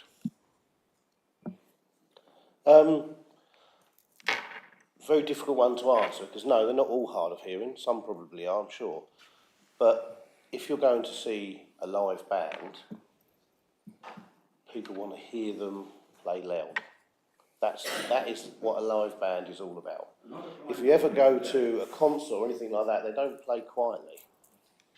Outside of the pub, if you go to a concert anywhere else, they don't play quietly, they never do. Because that's not what it's about. The idea is if you enjoy loud music or enjoy music and you're going to see a live band, you would expect them to be loud. Well, all that I can answer your say question? is some people's loud are extraordinary.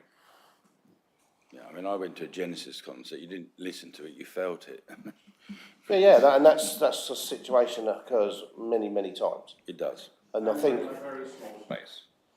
yes, it's a very small space. It's also surrounded by 4 walls and they're enclosed as well to a point. That by doesn't 3 stop walls. the noise. No. Okay. Does anybody else wish to ask any questions? It's on, you just switched it off. Anyone? No. No? No? No, thank you. No, okay. Members, do we wish to ask the question of the, Oh, got it all, thanks. I think we've heard, I think the overriding thing is the noise of the outside and how we come to some arrangement for that not to happen.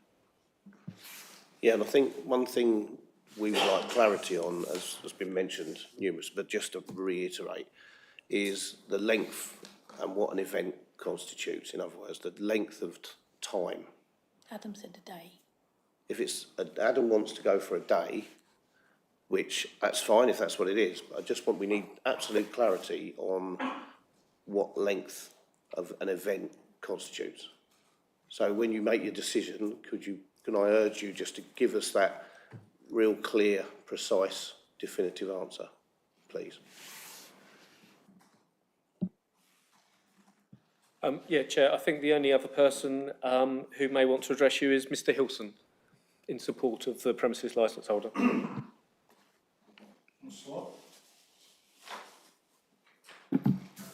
a designer, so I thought I'd make a poster for my own benefit here.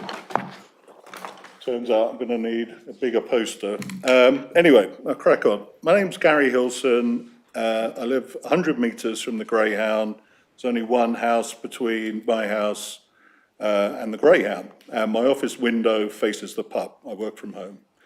If outdoor music were causing the disturbance described in these complaints, I would be experiencing it. I am not. I'm here as a direct witness to challenge the factual basis of the public nuisance claim.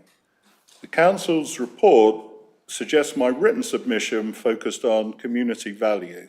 In fact, my letter provided detailed factual evidence about each of the incidents because I either attended them or I was working from home or they simply didn't happen. I think we've actually touched on this in licensing. Public nuisance is normally about persistence and frequency, not one-off or very occasional events. As Josie has said, 6 complaints in 730 days is less than 1% of the pub's operating time. But even that's overstated. 4 of those 6 complaints contain factual errors. So I've made this timeline. It starts with Elizabeth I, which is when the pub was founded, just to underline that. But then we jump forward. All the grey is all the time. Simon and Josie have been in charge. The coloured bars are the complaints we're talking about. The red ones, I think, are real complaints. The yellow ones are factually wrong. So it really leaves 2 events in all this time. I don't know if you can see that from there. I wasn't sort of Just about. imagining we'd be this far away. But anyway, so it's an entire 2-year period. 6 coloured bars show the events in question. Those in yellows, those with factual errors.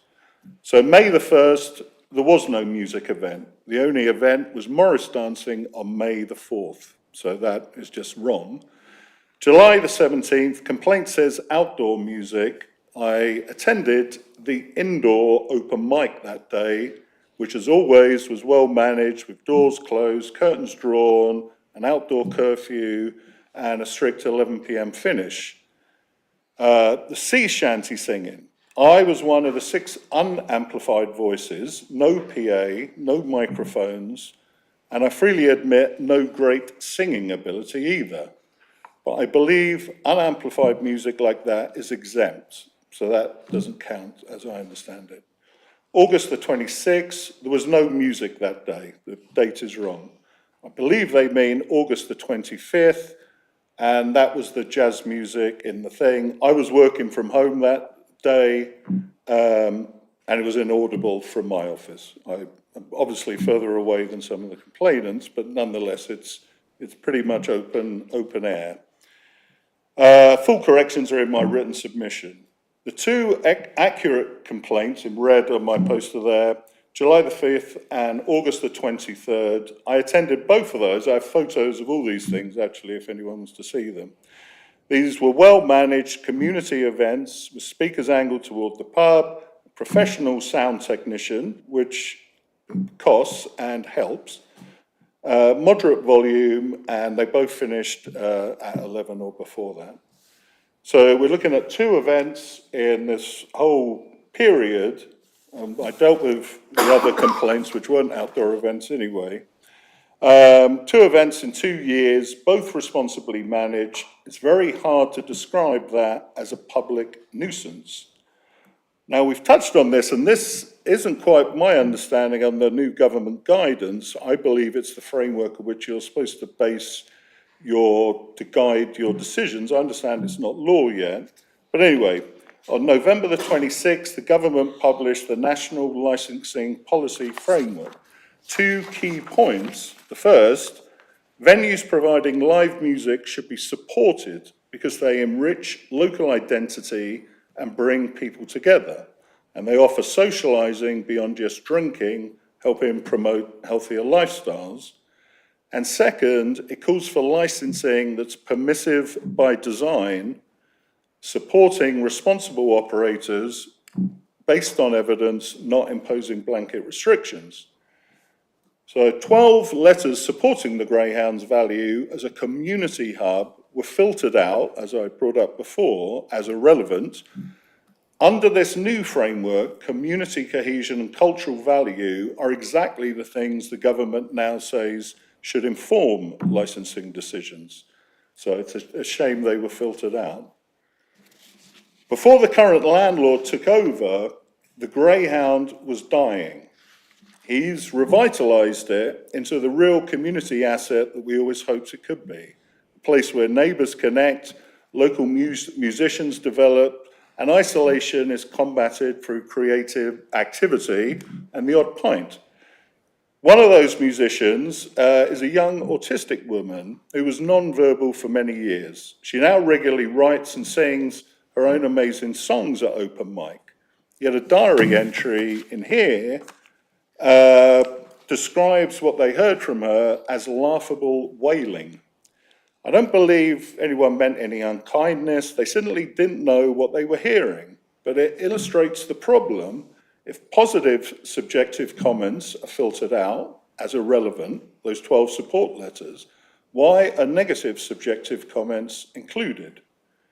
Subjective descriptions of the music, positive or negative, are not evidence of legal nuisance, as I understand it. So just to sort of finish up, the proposed restrictions, 3 events per year, ending at 10:45, are based on less than 1% complaint rate with multiple factual errors, so it's a tiny fraction of a percent actually, against 99% of the time when it's been plain sailing for everyone. backed up by 219 petition signatures and 15 letters of support, the 12 rejected plus the 3 that were accepted. The landlord has already implemented acoustic curtaining, strict curfews and neighbour notification. To impose these severe restrictions would be disproportionate, in my view, contrary to current national policy and clearly damaging to his business. And if these restrictions are imposed on such minimal evidence, it sets a precedent. What next? Indoor events? Where does it stop? Look at this timeline, look at the petition. We live here, me and my neighbours. We don't hear a public nuisance. We hear a community asset that many of us personally delight in for the positive impact it continues to have on all land lives and our community. Please reject the proposed restrictions. Thank you for listening. Chair, I've no particular questions for Mr Hilson, but what I would like to clarify for the benefit of the panel, as it has been mentioned on a number of occasions, the National Licensing Policy Framework for the hospitality and leisure sectors, which, as parties have said, have actually was produced and came out late November, after the report was written. But however, I would point out to Section 4 of the National Framework for Balanced Licensing System that it sets out the government's strategic vision for a modern, consistent, pro-growth premises licensing system and details how it should be applied in practice. It aims to align licensing practices with other national priorities such as economic growth, cultural development, jobs, regeneration, public safety and community well-being. And it should guide local statements of licensing policy, which the panel will be aware of our one's next up for review in 2030, having recently been reviewed. The framework builds on the Licensing Act 2003 and guidance issued under Section 182 of the Licensing Act. With regard to its implementation, the scope of the framework actually says that the guidance issued under Section 182 of the Licensing Act continues to apply to all premises. And so therefore, this framework doesn't replace Section 182 and the guidance within Section 182 of the Licensing Act. And I think that that needs to be borne in mind by the panel when you consider your options with respect to this matter. Thank you for the clarification. I'm way out of my depth here, but I have a note here that 182 also allows an informal written warning and or recommendation for improvement as a possible solution. So. And Mr Hilson and the panel will be aware that was within my report, but also recommending that it isn't undertaken by the panel if these efforts have already been taken by a responsible authority. Yep, thank you. Well, you're entitled now to ask any questions of the interested party if you wish to. I would just like to thank Gary for his very, very sort of extensive research that he's done, and reiterate that we would like the review panel to not accept Mr Draycott's report, consider allowing us to continue as we are. Thank you. I've never seen one of those before in all the time I've been doing this. No, I haven't seen it. No, too. thank you. So, yeah, thank you. Mr Draycott, do you wish to ask any questions of Mr Hilson? I'd just like to comment that number of events is one thing, but the intensity and the disruption caused by the events when they occur is part of our reckoning of nuisance, part of our consideration of nuisance. It's the number of events and the intensity. That's what we have to consider, and that's why we've come to our conclusion. Okay, thank you. I do have a question of you. It's probably irrelevant, but I'm going to ask it anyway. Do you live at the front of the pub or behind the pub? I live to the side of the pub, so you wouldn't naturally think of me as a neighbour. because I'm not, if you drive past the pub, my house isn't there. I live on Kemah Park, which is the same side of the pub, but the point is there's nothing between the pub and me other than one house. It's my neighbour on the other side. So you're at the back of the house, basically. I face the garden, so my 100 metres is probably slightly longer to actually walk there. If I could sort of fly there, it would be 100 metres. So, and that is to the garden. This is sort of as I've measured on Google Maps, but so you know, it's not 5 metres or 2 metres. Obviously, I'm not the nearest neighbour, and there are plenty of neighbours. Kate, I'm not sure of her surname, Nitsky, is it? Nilsky? She lives literally opposite the pub, and she had a submission that was accepted. There are some that are rejected, that people live to the left and the right in the terraced houses, that were rejected also. You know, I'm not the closest, but it doesn't bother me. And I work late a lot. I work with American clients all the time. So my work day is very late, and my office does face the pub. It's never caused me any problem whatsoever. Okay, thank you. Mr Hilson very helpfully pointed out that he lives in Kemah Park. If I draw your attention to, I think it's Appendix 3, which is the site map. You have the greyhound indicated in red, and as you look at the map, Kemah Park is marked just across over to the right-hand side. Yeah. So it gives you some context as to where Mr Hilson is. I would just mention as well, just as an aside, all the representations which I was unable to accept during the consultation, every person was contacted by myself, and I detailed to them what the licensing objectives were and what the information would be required to make their representation valid. So it's not a case of that they were just rejected out of hand and ignored. They were all contacted and advised the sort of information which would make their comments relevant. As Mr. Bryant said, the Licensing Act is quite difficult to navigate, and you have to do. It's like planning. You got site notices, and somebody said, "Well, I didn't get a note letter." It doesn't affect them, unfortunately. You've got to have a define of. Okay, all right. We're going to invite yourself now to sum up, please, Adam. Or are you quite happy with what you said so far? Thank you, Chair. Yeah, no, I'm happy with the position that I've laid out. You've got the recommendation from the responsible authority of restricting the number of, let's call them days, because for clarity, days of events, 3 days, and with those 30 days apart, with appropriate notification in place. So I'm happy with that position. Okay, thank you.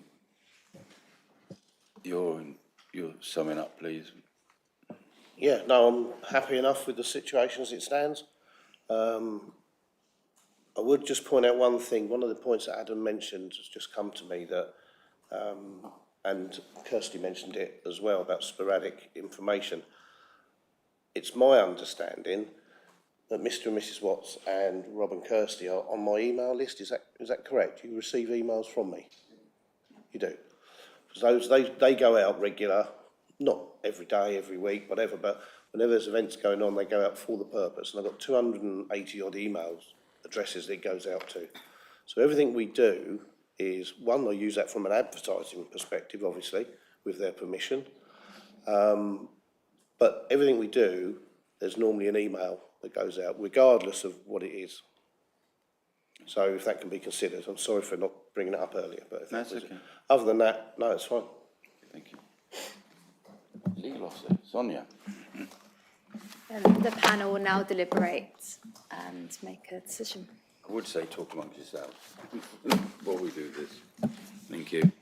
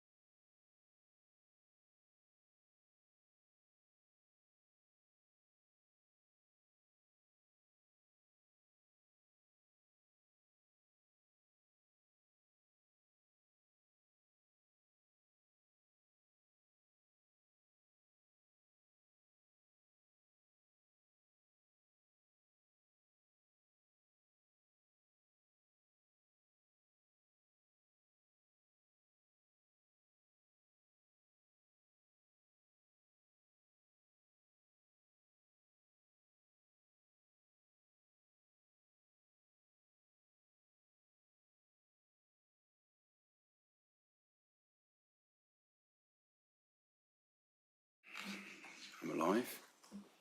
All ready to go. Right, thank you. We've deliberated and we've taken into consideration of all the submissions, be it oral and written, and the licensing subcommittee have considered all the evidence that we've just said. It is a decision of this licensing subcommittee, LSC, hearing held on the 3rd of December 2025 to modify the conditions of the premises licence for the premises to Greyhound Inn, Kemah Road, Essex, BN6 8QT. Oops, get rid of that. Somebody's just come, you're a busy person, you are. For the objective of preventing a public nuisance. The paramount consideration is the prevention of a public nuisance. The licensing subcommittee determined that the exemption for regulated entertainment only be considered to the outside areas is removed, and the following conditions are. Oh, let's go in now. Right, I can read that bit. Right. 1. Only 5 events lasting no more than 1 day each and regulated entertainment per calendar year is to take place in the garden area, subject to the following considerations. Oop, gone too far. The events are limited to no more than 1 day, so 1 day only. The event must be finished at 22:15 hours, which is what you suggested, and the garden area must be emptied of patrons by 22:45. All residents of the pub within 50 metres of the pub boundary should be informed at least 3 weeks prior to the event and a follow-up email with 48 hours beforehand. And this is probably the most slightly controversial one. A noise limitation device, the sound level is set to be agreed by the environmental health team, should be considered. Now, the question that we wanted to know was, do the bands bring their own equipment or do you have equipment? Bands don't bring their own equipment. Oh, well, for playing? For outside? Not noise, yeah, they bring their own equipment. Okay, right, so, okay, as a result then, a monitoring device should be placed near so that it can be monitored at a level that the environmental health team set. This is so that we can prevent a future public nuisance, so that you'll know that it won't go any past 10:15, and you'll know that we can only have 1 day. If you want to apply for anything else, it's a temporary event notice, subject to the conditions that are set by the licensing committee at that point in time, or John's team. Do all we've said. If you think you're not sure, speak to John, and he'll guide you all along the lines. The idea of what we considered is to help prevent future public nuisance, and so the residents within the boundary of, we don't want to curtail your business at all, but we do feel that we've got to put certain conditions on it so that the residents around you, and who knows, they might even come into your pub afterwards. You never know, do you? So that is our deliberation. I'm now going to pass you over to Sonia, because there is some legal stuff she's got to. Last one question. Go on then quickly. Yeah, very quickly. The length of time in between the events. You mentioned that. 21 days. 21 days. Yeah, 3 weeks. So you can't, if you do like what you wanted to do over the August bank holiday for those 4 days, that's not covered what we're doing. Live music events doesn't affect anything else. Only in the garden. This is only in the garden. Not in the pub, only in the garden. Okay. The written decision will be provided in 5 working days, and you will have the right to appeal to the magistrate courts in 21 days. That concludes our meeting for today, and I close the meeting at 1:26 as it just changed over. Thank you for your time.